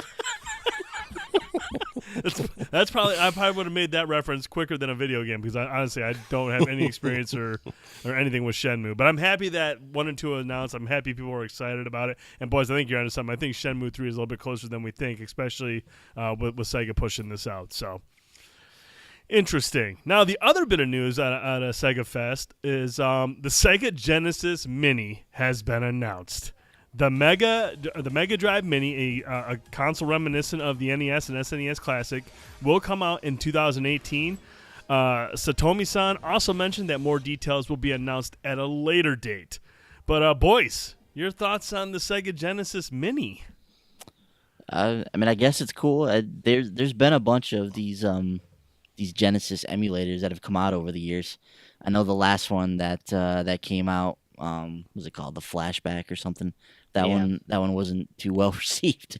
There's a lot of people that weren't happy with its initial run, and I think they went back and tried to fix some of the issues with it. And I think they fixed a lot of it, but it still wasn't exactly what people were looking for. So if this can be more along the lines of what people have come to experience with the NES Classic and the SNES Classic, then yeah, this would be another cool micro console to have under your TV. I mean, how many of these goddamn things are we gonna put under our TV? Seriously, you've got the NES, you got the SNES, you got the Genesis. There's rumors of a 64 at some point, and there's only so much space under your TV. This could all be remedied if Nintendo would just give us a virtual console. That's all. Here we go. That's all we need, man. So, but yeah, if you're a Sega fan, this is cool. It looks like a mini Sega. Same idea as the the Nintendo Classic System. So it's supposedly based on new and improved technology that was used in the last mini console or Sega Flashback console that they tried to release. So hopefully they've worked out some of the kinks in that respect. But yeah, if it's like a pixel perfect recreation that works on your TV, then this is a cool thing for Sega fans to have. Frankie, I want to tap into your excitement for this. What's your thoughts on the Sega Genesis Mini? And are you going to be standing out in line in front of some of these shops to get one in? Absolutely not. Like Oh, wow. Boyce has mentioned, they've done a ton of these. I think the flashback actually, like the big marketing thing was it has Mortal Kombat on it, which is great. Don't get me wrong, I love Mortal Kombat, but I have Mortal Kombat. On top of that, there's a Sega Genesis collection coming out next month. Yeah. Oh, Why yeah, the hell that's right. Why the hell do I need to go and buy a micro console when you're literally putting out all these games on a disc in May? Like, Why? Why the hell do I do that? Because you get the cool little console that you can put under your TV, like Boy said, right next to the NES and the Super NES Classic. I could just go buy a Sega Genesis. A lot of the games that I want to play on the Genesis aren't going to be on any of these micro consoles collections, the virtual console, and they're cheap because nobody buys the stupid games that I like to play. So I can just go that route. All right. Well, for Frankie's Debbie Downer, Bender, are you going to pick this up? Because I know you love your NES Classic and your SNES Classic. You going to grab the Sega Genesis Mini?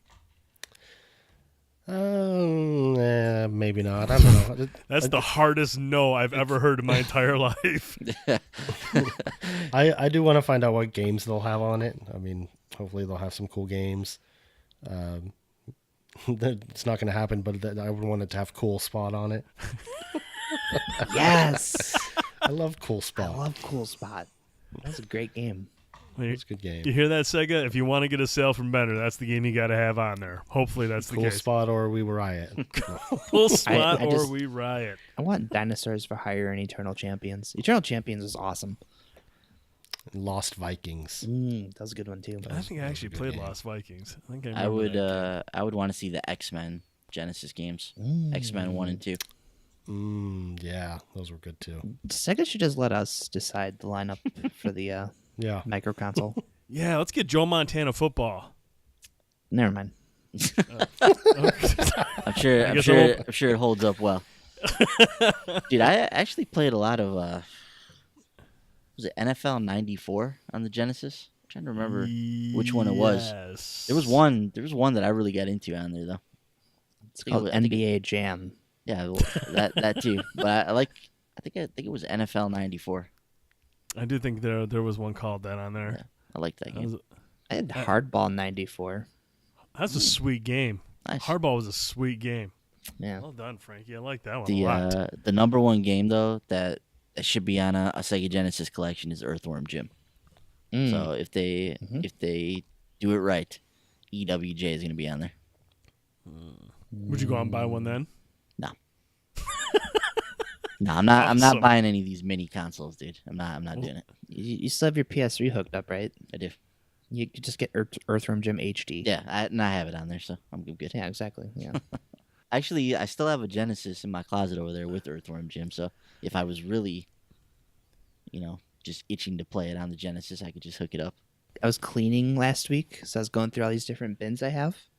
I didn't leave it out. But I still have my Earthworm Jim Genesis poster.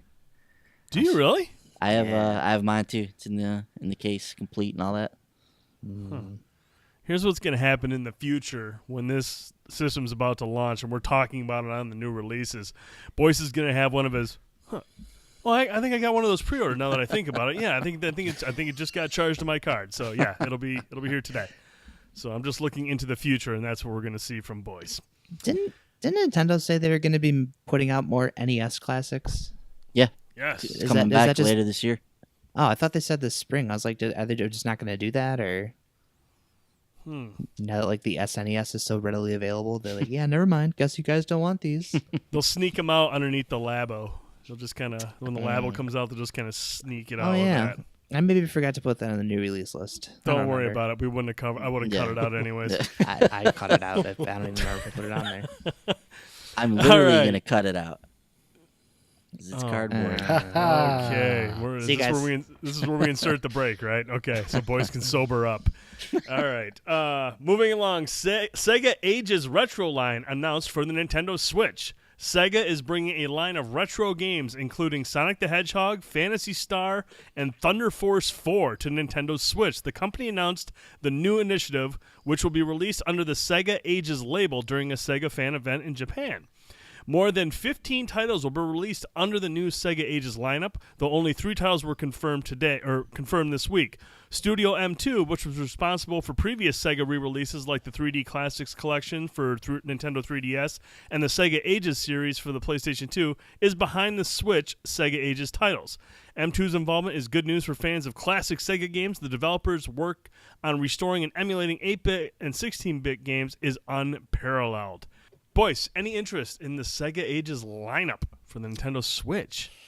Yeah, it's crazy because Frankie just mentioned the Mini and how these games are already coming out, and I have all of these Sega games on so many platforms now. Like I feel like I buy the things every time they come out on like PS3, and I have the ones from last generation. We've got the new collection coming out next month that I'm pretty interested in on the PS4 and Xbox One as well. So I don't know. I mean, if I'm just like super hankering to play a Sega game on the road, I guess, but as of right now, probably not going to be picking any of these up. Bender, you looking to add any either Sonic the Hedgehog, Phantasy Star, or Thunder Force 4 to your Switch lineup? Possibly. I could see myself maybe picking and choosing if they're going to release them individually. Mm-hmm. I've never played Phantasy Star, so I mean that's something I would possibly consider. I love Sonic and Sonic 2, so if they do Sonic 2, I would possibly consider that. Mm-hmm. Yeah, I don't know, maybe. Frankie? Kind of with Bender. It's one of those, like, Phantasy Star is one I honed in on too because I've never played it, heard amazing things about it over the years. Even though like I'm pretty sure it's on that Sonic collection that they released the last gen that Ben mentioned. Mm-hmm. But I don't know, man. Like I enjoy having access to all these games, but at the same time, like Boyce mentioned, how many different platforms do I really need them on? You know, Right. And on top of that, again, you know, like even though like it's really cool seeing a lot of these collections, a lot of the games that I remember and want to play are never going to be on those. Mm-hmm. So, and they're never going to get like a digital re-release like this, most likely. So, I don't know. Sometimes I just kind of get a little bit salty about it, just because you know a lot of the games, you know, like Ben mentioned, Cool Spot. That was one that you know I would love to pick up, Mm-hmm. but yeah, it's probably never going to happen. It's never going to happen because it's licensed, but still, you know. Have faith, man. Have faith. And so hopefully, you know, we'll learn about the other 12 titles that'll be included over the next coming months. But pretty cool you'll be able to get some of these classic games on the Nintendo Switch for when you're on the go.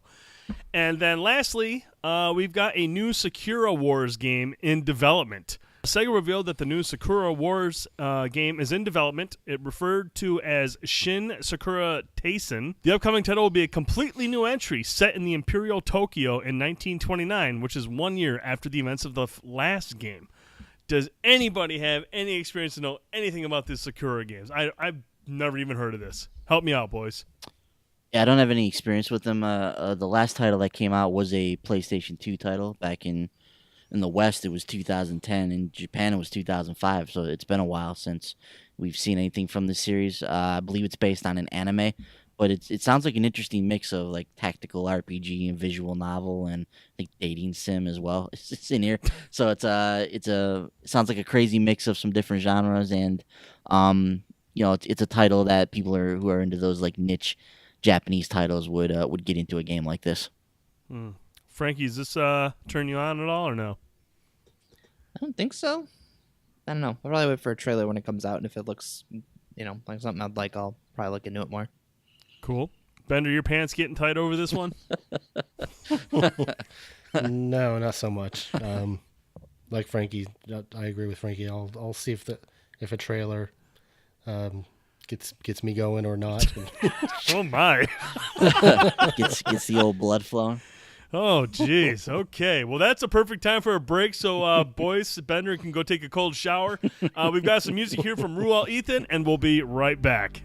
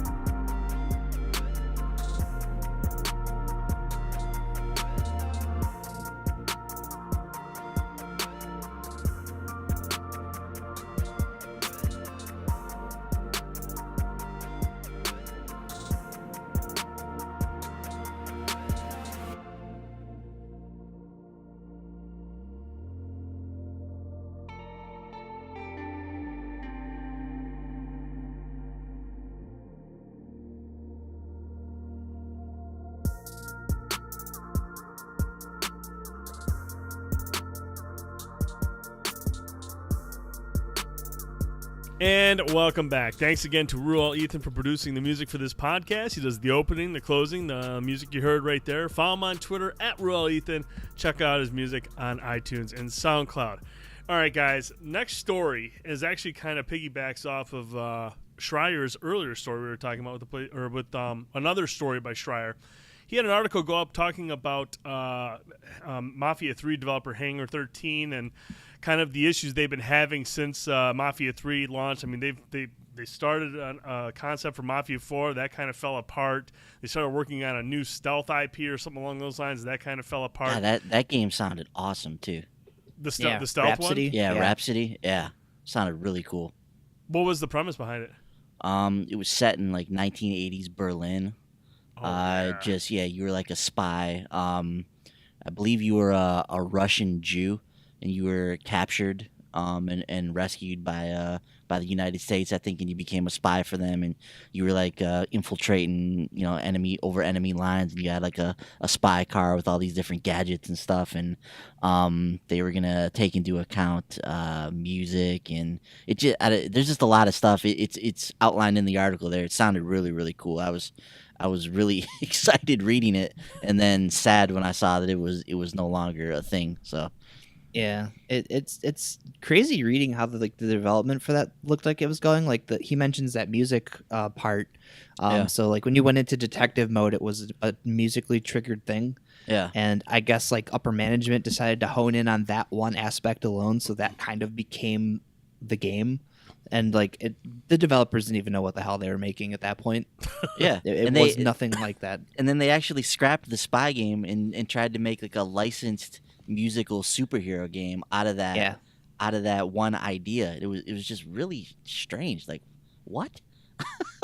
Like they were talking about how they wanted to continue to push the envelope and build on some of the themes that they explored in Mafia 3 and take that into the next level with this new game that they were looking at with the spy game. And I thought it sounded like a really, really neat game, and something that could be like a really cool and unique experience in this medium, and now we're not going to get to see it. That sucks. They mentioned in the article that the studio head, his name escapes me, but he had gone to a meeting with the higher ups at 2K, and they basically gave him the ultimatum of doing Mafia 4 or doing your own IP, and they were already concepting Mafia 4. They had ideas that was going to be set in 1980s Vegas, I think. Yeah.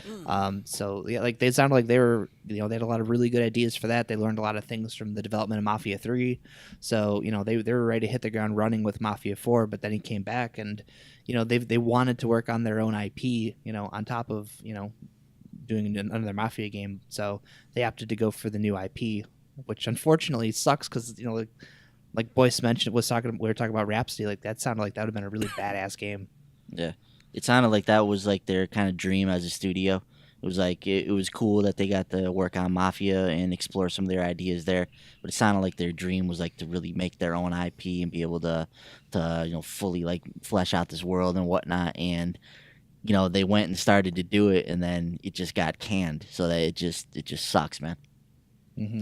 Frankie, what would you have rather seen from Hangar 13? I know Mafia 3 was kind of a disappointment to you. Would you have liked to have seen a Mafia 4 that was an improvement, that was like the game that you were hoping Mafia 3 was? Or would you have liked to have seen Rhapsody instead? Honestly, reading that article, a lot of the problems that I had with Mafia 3 are things that the development team was very aware of, and they themselves were talking about how a lot of the gameplay was very repetitive, felt really grindy, and that was my biggest problem with that game. Is it just was this large open world, but you're doing the same exact stuff in between each mission. So it sounded like they learned like from that, like as they were developing it, and they were trying to change that so late into development that the system that we ended up getting was the only solution. They had the time to really work into it. So I part of me wants to believe that if they were to go on to a Mafia 4, I think the same guy who penned the script for Mafia 3 is still there. So I would assume they would assign the same guy writing duty for Mafia 4. Which I love the story. Don't get me wrong. The story in Mafia 3 is fantastic. I loved it. It was just like that moment-to-moment gameplay, and it sounds like if we were to get a Mafia 4, it would have been much more in line with what I would have wanted out of Mafia 3. Yeah. It's brutal, Frankie, because like you said, and yeah, I definitely recommend going and reading this article too. It's very, very interesting. Like I love learning about the history of these games and seeing what goes on. Unfortunately, this is not a happy ending for this particular studio right now. But yeah, you just read about like they were going to like the higher ups and the people that were overseeing the project for it must have been years. They talked about going to them and bringing this up to them. Like, look, this game's repetitive. We need to fix this. We need to. It's not. And they just kept saying, no, it's going to work out. Everything's going to come together at the end. So just poor decisions by. I don't know if this came from the publisher level, but because the guy, the writer guy you mentioned, he's like the studio head, right? Yeah. So, but it seems like he just didn't have control over the vision for the game. It didn't seem like he had much of a say in what they could do. I got the impression that I forget the guy's name. I think his last name's Christov, the guy who was the head of 2K at the time. Yeah. It sounded like he was also pushing a lot of demands on the team for what they wanted in this game. You know, like the big open world. You know, I know they mentioned a couple things they had just because they've never done that before. And the Mafia games have typically been, you know, as far as open world goes, you're just driving around. You know, you're not out there running around interacting with different people on the streets. So. This is a lot of their first time kind of, you know, working on a big open world game like that with all these other systems in play for all these other, you know, people just walking around on the streets. So I know they're talking in there about this system they had where Link and Clay could have like vaulted over a car hood to, you know, for traversal. And there was like a bug where if you hit A or X while standing on top of the car, it would vault you into the air. Yeah. So they just had like this super long list of bugs where like people were driving a dump truck and shooting themselves on the top of a building. Yeah. Yeah, they were mentioning you could get to areas that you weren't supposed to get to because of this mechanic. So yeah, like you said, they would pull the truck up to different areas in the level, and then you would vault over buildings and be in areas of the world you weren't supposed to be in. So it's crazy reading about that stuff, and and it's crazy too reading on that topic that they had a group of people who were in crunch for the better part of a year trying to flesh out this open world. So, you know, when you're in crunch, you're working like 10, 12-hour days, you're working mandatory Saturdays. So these guys are putting 60, 70 hours a week into this game for like a year because they had to try and figure out how to fill this world with life and with activity and with things to do because they had never kind of experienced this open world development for. It's just crazy reading about some of this stuff. I also, and this is mean of me to say this way, but I was kind of laughing at the part where one of the things he points out that they were crunching on was people who were throwing themselves willingly in front of your car. Yeah. Yeah. Well, I tell you what, guys, it was an interesting article indeed, but there was one little bit of information that just kind of was like, what? That Schreier just slipped in here. And I'm going to read this quote that leads up to it. Many of the people who helped Mafia 3 are now gone, including the game's art director, technical art director, senior producers, game designer, or design director, many design leads, and a number of other key staff. Some left voluntarily, others were let go or asked to move. Some went to other game companies, others moved to the top secret studio next door to work on an unannounced Bioshock game. What? I mean, this is deep into this article. He just mentions, there's a new Bioshock game being made. The world's like, wait, what? And this is some of the sources that talk to Kotaku. This is what one source had to say. If anyone from Hangar 13 tried to strike up a conversation with those at that studio, they'd say, oh, we can't really talk about it. It was all very tight-lipped. Another source said the studio is keeping the Parkside team small for now in order to avoid the overstaffing that sometimes encumbers larger studios. Kotaku reports that many Hangar 13 employees tried to climb aboard Parkside in the wake of the studio's decline, but most were unable to find a slot. One source also said this: the issue is that Parkside's not ready for lots of people. They're trying to be really smart about figuring out what the core thing is. End quote. Frankie, I want to come to you on your thoughts on a new Bioshock game that's apparently in development. So it's not that I don't like. I love Bioshock. Don't get me wrong. I liked Bioshock 2. That's the first Bioshock game I played. I enjoyed it. I thought it was great. Maybe it's because I didn't have the comparison to draw from the first game yet. I still haven't played Bioshock 1 actually. But my issue with this in particular is the fact that he had to stick this in this article. You know what I mean? Like, I understand, like, oh, it's a big like news gossip, but like we've hit a point now where like this stuff happens, like this leak happens. How much less excited are we going to be now when we see a new BioShock announcement as opposed to just coming out of nowhere? Like there was no reason for him to have to go and like mention, oh yeah, they're working on a top secret BioShock game, because now it's going to be in the press, and now people are going to be hitting up 2K for comments on that, and now they're probably going to have to like start talking about it, even though they're not ready to. So yeah, I mean, they're still trying to figure, as I said in this quote, they're still trying to figure out the core thing.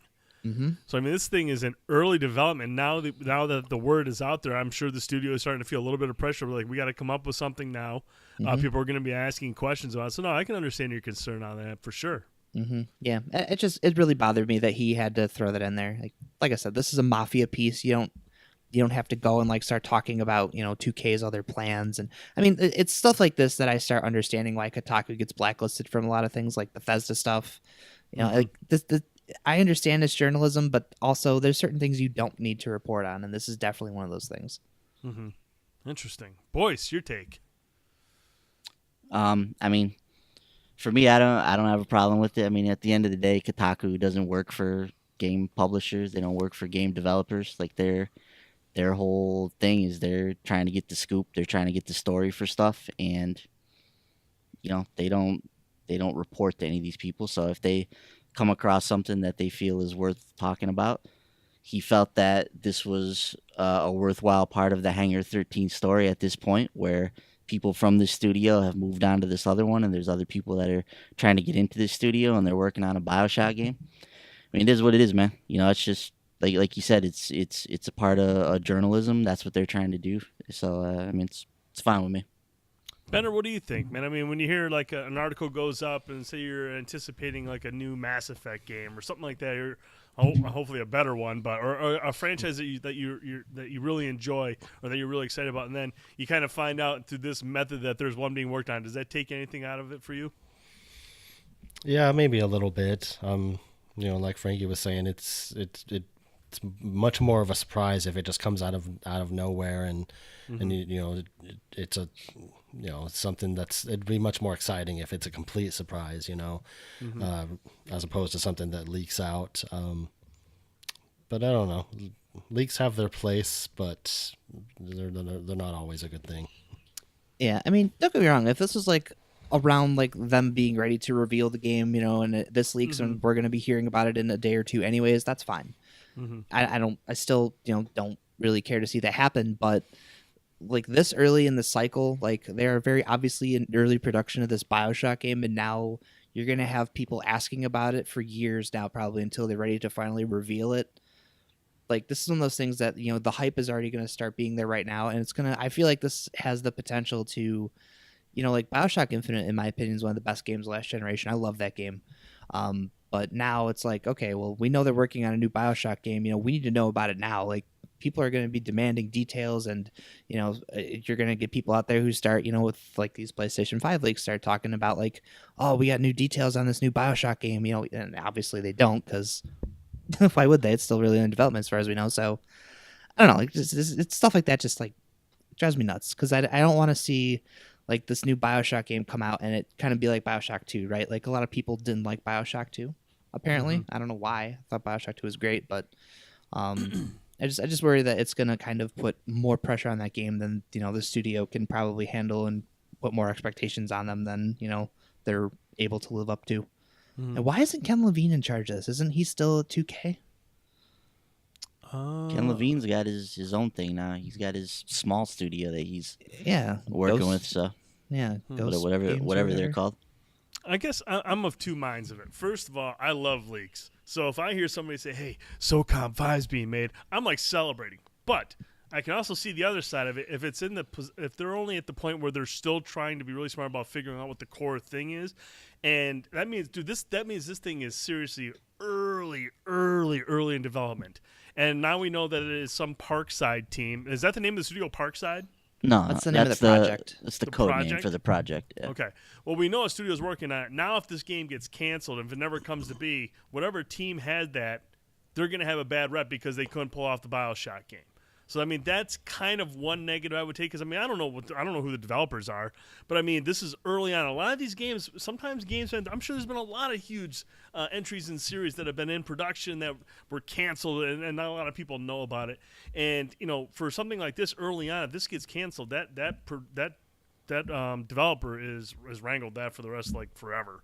You guys had Bioshock and you f***ed it up, and now that's what you're known for. So I mean, I guess that's the other flip side to it. But at the same time, I mean, I like leaks. I like knowing what games are coming out. It doesn't, when I know a certain game is in production, it doesn't do anything for me. It doesn't ruin it for me when they announce it at E3 or when they do a big trailers release. That doesn't really bother me. But for something like that, for a game that's really, really early in development, I can understand the flip side of why that studio would feel pressure, and maybe that isn't quite something fair for them. Maybe it's a Vita game. It's the Bioshock Vita game. I mean, we also know nothing about this game. All we know is they're working on a Bioshock game. Mm-hmm. So we don't know who these people are. We don't know anything about it other than that there's supposedly a Bioshock game in development, and like you said, it's still early. So I mean, is the press going to come knocking and try to get more details? Yeah, but what are they going to tell them? Like, look, man, I don't have anything to tell you. This game's not even a game yet, and that's kind of the end of that story. So at some time, maybe years down the line, we'll see what this is if it comes to fruition. But right now, it's like, we don't know anything about it, so it really doesn't affect much. I mean, it's not terribly difficult for a publisher and a developer to kind of something like this leaks for them to kind of bury it, and other stuff's going to come out. Obviously Bioshock is a big property. A lot of people love Bioshock. It's universally acclaimed. But even then, I mean, after a year or so, other big titles are coming out, other big games are going to come out. It's going to still kind of slip under the radar, and people are going to forget about it. And then when it does get announced, they'll be like, oh yeah, I forgot about that. That's awesome. Here it is. Bioshock's been announced. So, I understand why, Jason Schreier put it out there, but at the same time, I can understand why there would be some concern on part of the developer, and why, some folks would not be happy with it. It does ruin kind of the surprise, but it's going to vary from person to person, but I totally respect both sides of it. Up next, Mega Man X Legacy Collections 1 and 2 get a release date. They are coming out on July 24th. Same date for PlayStation 4, Xbox One, PC, and Switch. Who's excited for Mega Man X? Raise your hands. Cool. Hell Frankie, yeah. let's start with you. Why are you hyped for this, buddy? Because I've never played them. I've heard that they're great games. So, well, depending who you ask, they're great games. But I'm excited to finally see what these games are. Mm-hmm. Boys? Everyone should be telling you these are great games, Frankie. So if they're not, you send them my way. I'll have a few choice words with them. Oh my. No. Yeah. So I'm very, very excited about this. Been talking about hoping for a Mega Man X collection to come out on the heels of the Mega Man Legacy Collection. Capcom did a great job with the Mega Man Legacy collections. They paid homage to the games very well. They had the soundtracks and the kind of the history of the titles, and they were all pixel perfect ports of the original game. So they did a fantastic job bringing those over. The challenges that they came up with, the new challenge system, was really, really cool as well. So they were really, really good games. So I'm looking forward to that same level of care with Legacy Collection 1 and 2. It's interesting too that they've broken these off into two separate collections. This is the first time we're kind of seeing their strategy with this, and each of these games are $20. So the whole shebang is $40 to get the whole collection. And the first collection is Mega Man X 1 through 4, which, if I remember correctly, are much more fondly remembered than 5 through 8. So it'd be interesting to see how many people pick and choose which collection they want to get. Obviously, X 1 through 3 were the original Super Nintendo games. Those are all fantastic. I actually don't have much experience with the PlayStation titles. We have X 4, 5, and 6 were on PlayStation 1. And I know there's a lot of people that like those games. The PlayStation 2 titles, I have zero experience with those at all. So I know they kind of took a different direction, tried some different things with those. So very, very curious to get in there and kind of experience the whole thing. But I'm pumped for this, man. I can't wait for July 24th. It's a good date. Spend some summer playing some Mega Man X. And yeah, I'll be getting both of these collections. I'm concerned about picking this up because, first of all, I'm never going to play it on PlayStation 4 or Xbox One. It's just not where I'm going to play a Mega Man game. I would consider it on the Switch, but then I think about my experience with the Mega Man collection that came out like a year ago, and I was just getting destroyed. I was like, man, this game is really, really hard.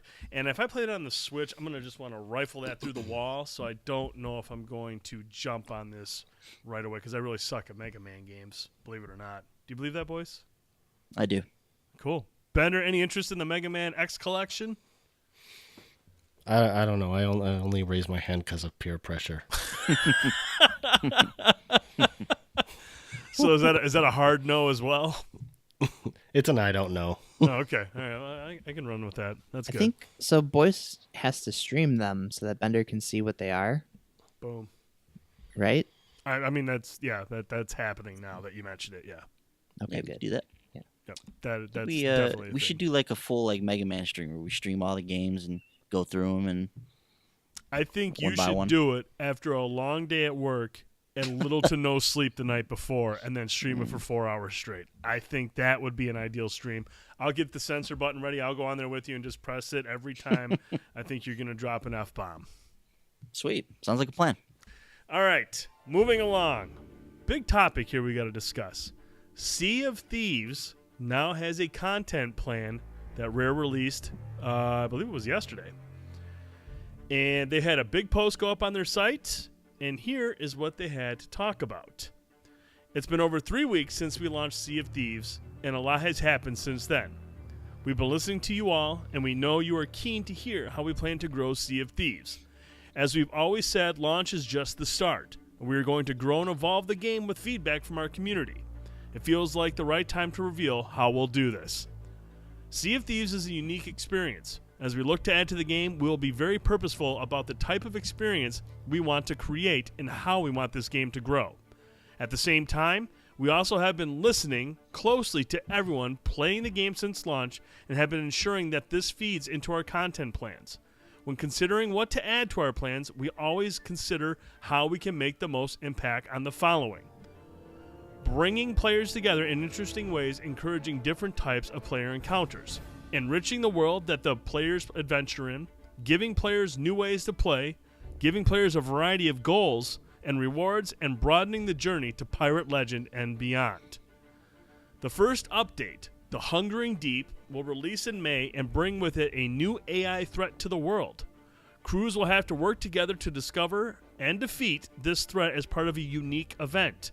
We will also be introducing a number of new mechanics to assist players on this adventure, and there will be unique rewards that players can earn as part of this event. Beyond this, we will begin our weekly events program during May, where we introduce new mechanics and give players new, fun ways to play weekly events and earn rewards.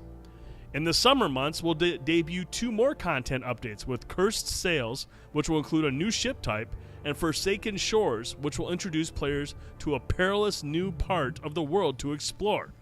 Similarly to The Hungering Deep, both of these updates will also include new gameplay mechanics for players, new AI threats to challenge, and new unique rewards to claim. So, we've all played Sea of Thieves. We all have our opinions of the game. It has its strengths, it has its weaknesses. Frankie, I want to come to you first. Your thoughts on what we've heard here, specifically The Hungering Deep. We're going to get a new AI threat in the world. Crews will have to work to discover and defeat this threat. We're going to get some new rewards. There's going to be new mechanics added. Is this the stuff you want to hear for Sea of Thieves? I think so. I guess my question about like this new threat we're adding, it sounds like this is like kind of cryptic. Like this is something that players are going to stumble across and figure out. I mean, I'm not totally sure what to expect out of it. I'm intrigued, very intrigued. But I guess my other question is, like coming with this update, and either of these updates really, are we going to start populating these areas a little bit more? Like, it's great you're going to add a new area to explore, but I still want stuff to do on the islands that we have now. If I'm just decide I want to go out and sail around, unless I have a bounty, there's not much reason for me to do that. You know what I mean? So I'm hoping that with this threat, like, it gives me something else to do. Like, if I go to an island, is this going to cause like enemies to show up there that aren't showing up there now, that if I defeat them they'll drop some cool stuff? Like, that's kind of what I'm hoping to see out of this, but I'm not sure we're getting that with this. Well, when I read this, it says that they're going to bring in a new AI threat to the world. Crews, plural, will have to work together to discover and defeat this threat as part of a unique event. So this sounds like more like a true public event. I mean, whereas you have the Kraken, that's just one ship that encounters that, right? Or can multiple ships get caught in that? I've only seen it with one ship, so I don't know if multiple ships can get involved in that. I'm pretty sure it's only one ship. I know it ignores sloops, but I'm pretty sure it's just a one-ship thing. So that's a one-ship thing. This says crews will have to work together. So this is multiple ships. This sounds like a public event where multiple ships will be in the area. An AI threat will appear, whether it's like a fleet of galleon enemy AI ships that are just causing chaos or whatnot. But it sounds like this is a public event of sorts where everyone's going to seriously have to come together. Not so much like the loot or the strongholds, because that's kind of like, you take it out and then you fight each other. This sounds like this is a true public event of some sort. Crab battle. Oh, let's get a crab battle going. Benner, your thoughts on what we got here? I mean, I know you enjoy Sea of Thieves for what it is. It's got some strengths in your eyes. Your thoughts on what we're hearing from this content update? It sounds like a good start.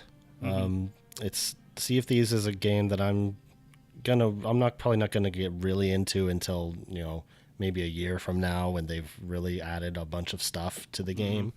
I'll come back periodically when they drop these content updates and see what's new. But they're gonna have to really work to keep me interested and keep me playing. But I do like the idea of having special events, like kind of like we talked about before, like having a special enemy or monster or something that everyone has to work together to fight. Maybe you meet Jaws, and then you have to team up with Jaws to fight bigger Jaws. Fight Megalodon? Jaws versus Megalodon? Yes. Something like that. But yeah, whatever it is, it sounds like it could be kind of cool. And if they're adding new game mechanics or maybe new quest types, I mean, that'd be a good idea too. But they're being very cryptic, like Frankie said, but we'll have to wait and see, and I'll be interested in seeing what this all turns out to be. Yeah, when I look at this, I mean, I like the idea of the crews will have to work together to discover and defeat a particular threat. I also like the Forsaken Shores, which will introduce players to a perilous new part of the world to explore. So hopefully this is an all new area. Maybe this is their chance to kind of introduce an area that's worth exploring a little bit more than what we currently have in the base area. But Boyce, I know that you are not a huge fan of Sea of Thieves, but you have some concerns with it. Does anything here address any of the concerns that you have with this game? I mean, kind of, but not really. I mean, for me, there's just not enough there for Sea of Thieves for me that I've seen, and I don't know that a game update is going to change much in that respect. Like, there's still just not enough gameplay there. There's still just not enough of a reason to do anything in this game. Like, they're not all of a sudden gonna becoming a pirate legend or make any of this gold that you get worth anything now with this update. There's still some fundamental flaws, I think, in the way the game deals with progression that I don't know that this is gonna change much of. So some of this stuff sounds cool. So maybe would I jump in there for a night and see what this like crew thing is or what new mechanics are in the game? Yeah, that could be fun. But outside of that, like, I don't see myself spending any significant time with this game.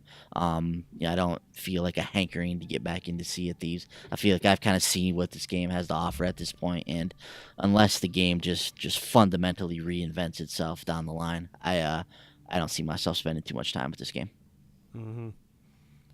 I see Cooper. I saw Cooper spotting. There's Coop. Hey, Coop. I like how he nudges the microphone out of his way. Like, get out of the way. I'm moving through here. No, I'm with you guys. Like I said, I've enjoyed, like, the times I do hop on to play. I've had my adventures. I've had my thrills. I've had my fun. But like you guys, I don't have a hankering to get back in to play it. I mean, there's going to be times, I'll sit around and be like, hey, I'm going to hop in there and see what's going on in the world of Sea of Thieves. I'll take in the beautiful vistas. I'll visit a couple islands, turn a couple hoarder chests. But there's just nothing there in that game right now that makes me want to keep playing every single night.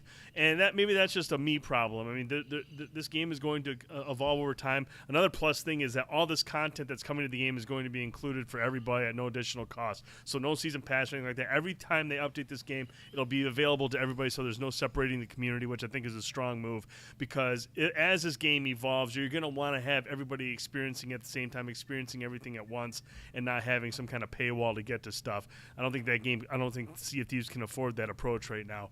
But as they evolve and as they add stuff to this game and they add new areas, and like Boy says, or Frankie, actually all of us have said it, fill out these areas with NPCs and quests and different and secrets and all that jazz. I mean, they have a huge world that they could add so much to. Hopefully that's a part of the content plans. But, the fact that I am interested in seeing what this new AI threat is, I think it would be sweet if there was just like a fleet of galleons of AI pirates that you have to coordinate with other crews to take them down. I think that'd be pretty fun and pretty exciting. You get that, because the combat in that game is really exciting when you have other ships going at one another. I think it's really, really fun that way. But, where it's going to be, and this is just very vague stuff. We're gonna want to see like review videos. We're going to see Rare get into depth about what these content packs will include. So, Sea of Thieves is still a game that I think has strengths, and it's something I'm going to want to revisit down the line just to see how much it's evolved. But in its current state, like you guys, there's just nothing really there to pull, that's pulling me back in every single night. It's missing something. Mm-hmm. I feel bad because I know my buddy Jamie and one of my other coworkers picked it up, so they constantly are still asking me to play this game. And for me, I'm like, Monster Hunter. So, but also, like this week especially, like I started playing with some other games finally, so it's just, I really do like Sea of Thieves. I like playing that game a lot, but it's hard for me to want to motivate myself to go and play it, knowing that the stuff I do ultimately for me isn't going to, like if I know like all the customization items I buy don't have any effect on stats or damage output or anything, like I don't have the motivation to save up all this money to buy them.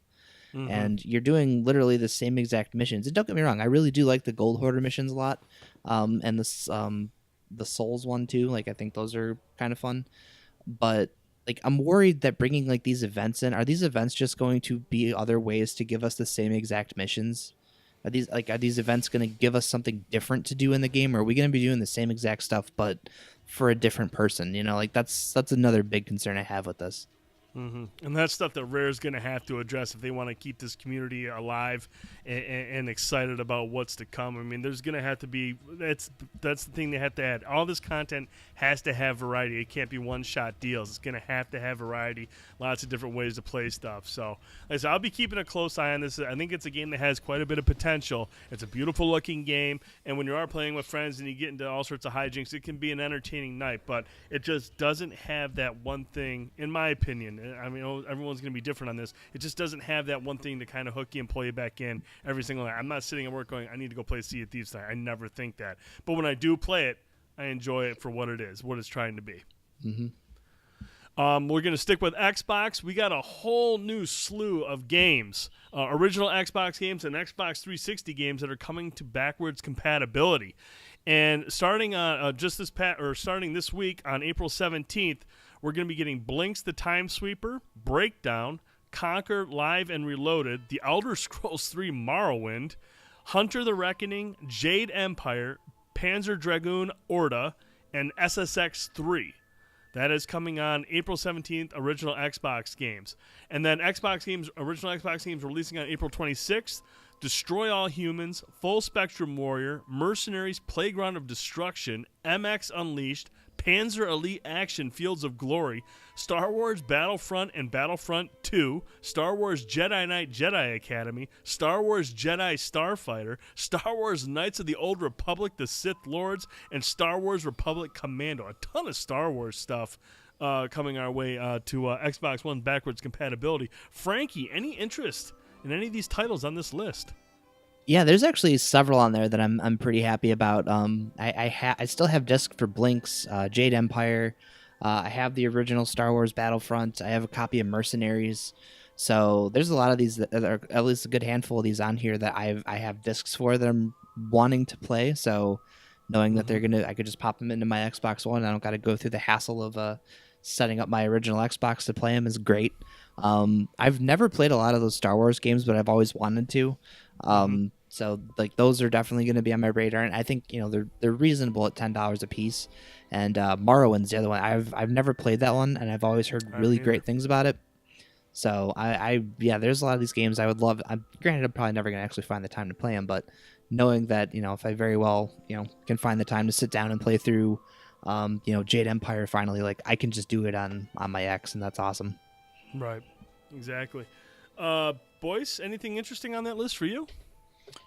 Yeah, I mean, Frankie mentioned a lot of the games, led by like Elder Scrolls 3 and Knights of the Old Republic 2. Like, it's great to have those games. Panzer Dragoon Orta as well. Conquer Live and Reloaded. I don't think I ever played the Xbox version of it, but I believe it was inferior to the original N64 one. In a lot of people's eyes. Yeah, I think its main differentiator was multiplayer. But even though it's live and uncensored or whatever, it's still censored compared to the N64 version, hilariously enough. Yeah, I mean, I loved N64 Conquer. It was a game I really got into. So, it's kind of the same thing we always talk about with the stuff, Brent. Like this is great to have these games available, and what Xbox has been able to do with their backwards compatibility program is awesome. Like to be able to have 3 generations of Xbox on the same platform and have this be your vision moving forward, that you can carry your Xbox library with you throughout the console generations. Like that's great, and they've done a fantastic job with this.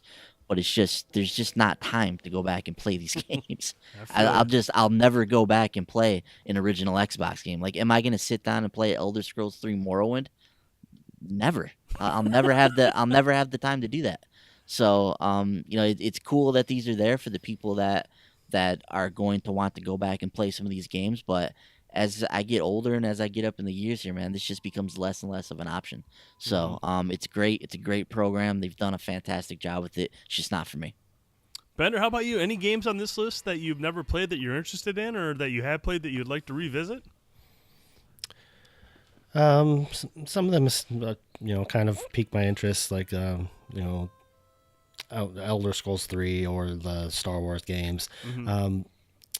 I'm kind of disappointed that it's SSX 3 and not SSX Tricky, because SSX Tricky is so much better. Like, that's, in my opinion, that's the best snowboarding game of all time. Tricky's a good one. So yeah, if they ever do that, bring that out on backwards compatibility, I'd probably jump on that one. But other than that, I don't know. We'll wait and see. And I'm not sure if I'll pick any of these up though. Okay, cool. And then to go along with this announcement, Xbox also announced 6 titles, Xbox 360 titles that'll be receiving X enhancements. And those are Darksiders, Gears of War 2, Portal 2, Red Dead Redemption, Sonic Generations, and Star Fox. I almost said Star Fox. And Star Wars: The Force Unleashed. All these updates are available now and should automatically start downloading to your Xbox One X.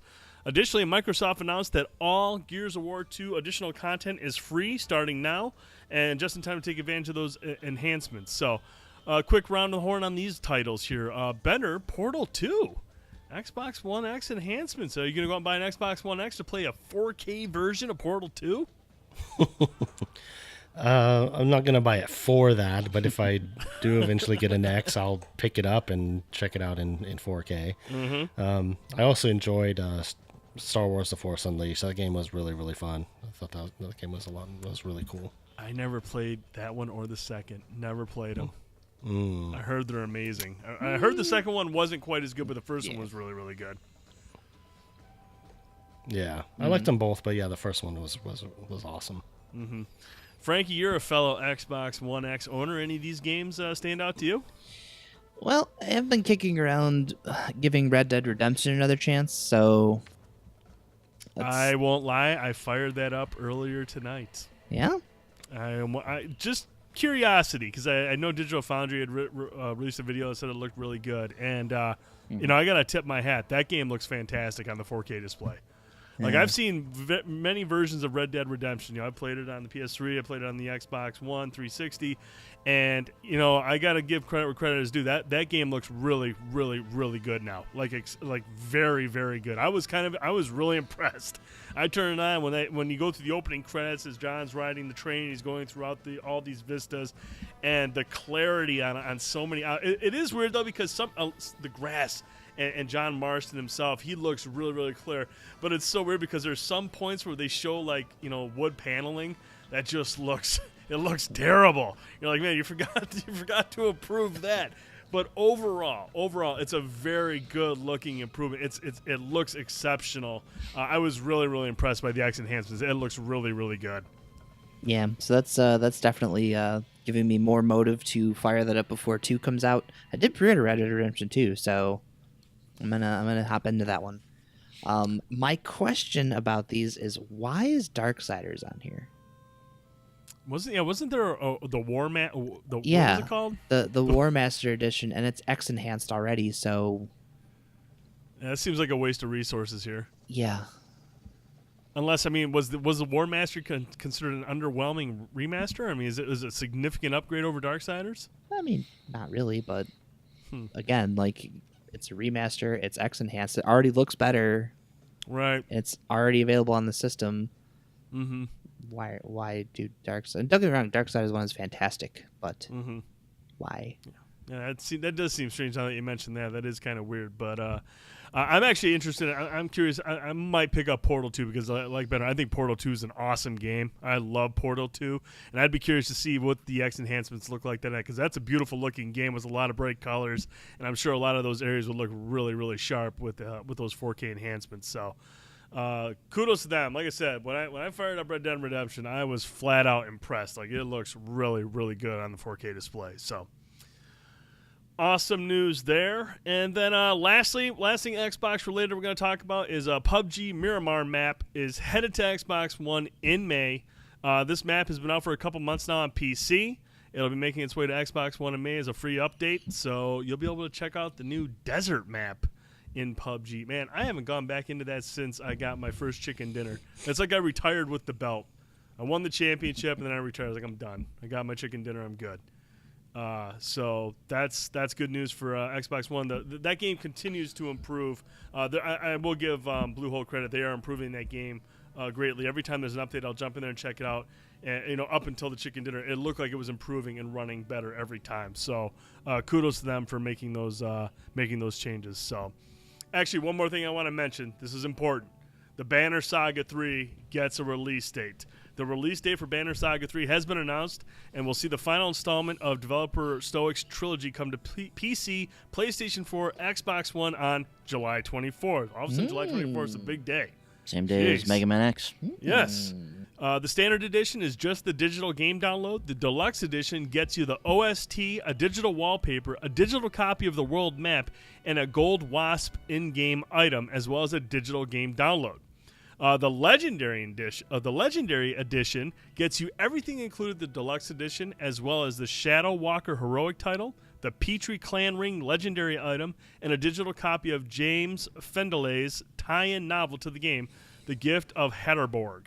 I'm assuming that's how you say that. I have no idea. I'm probably butchering it.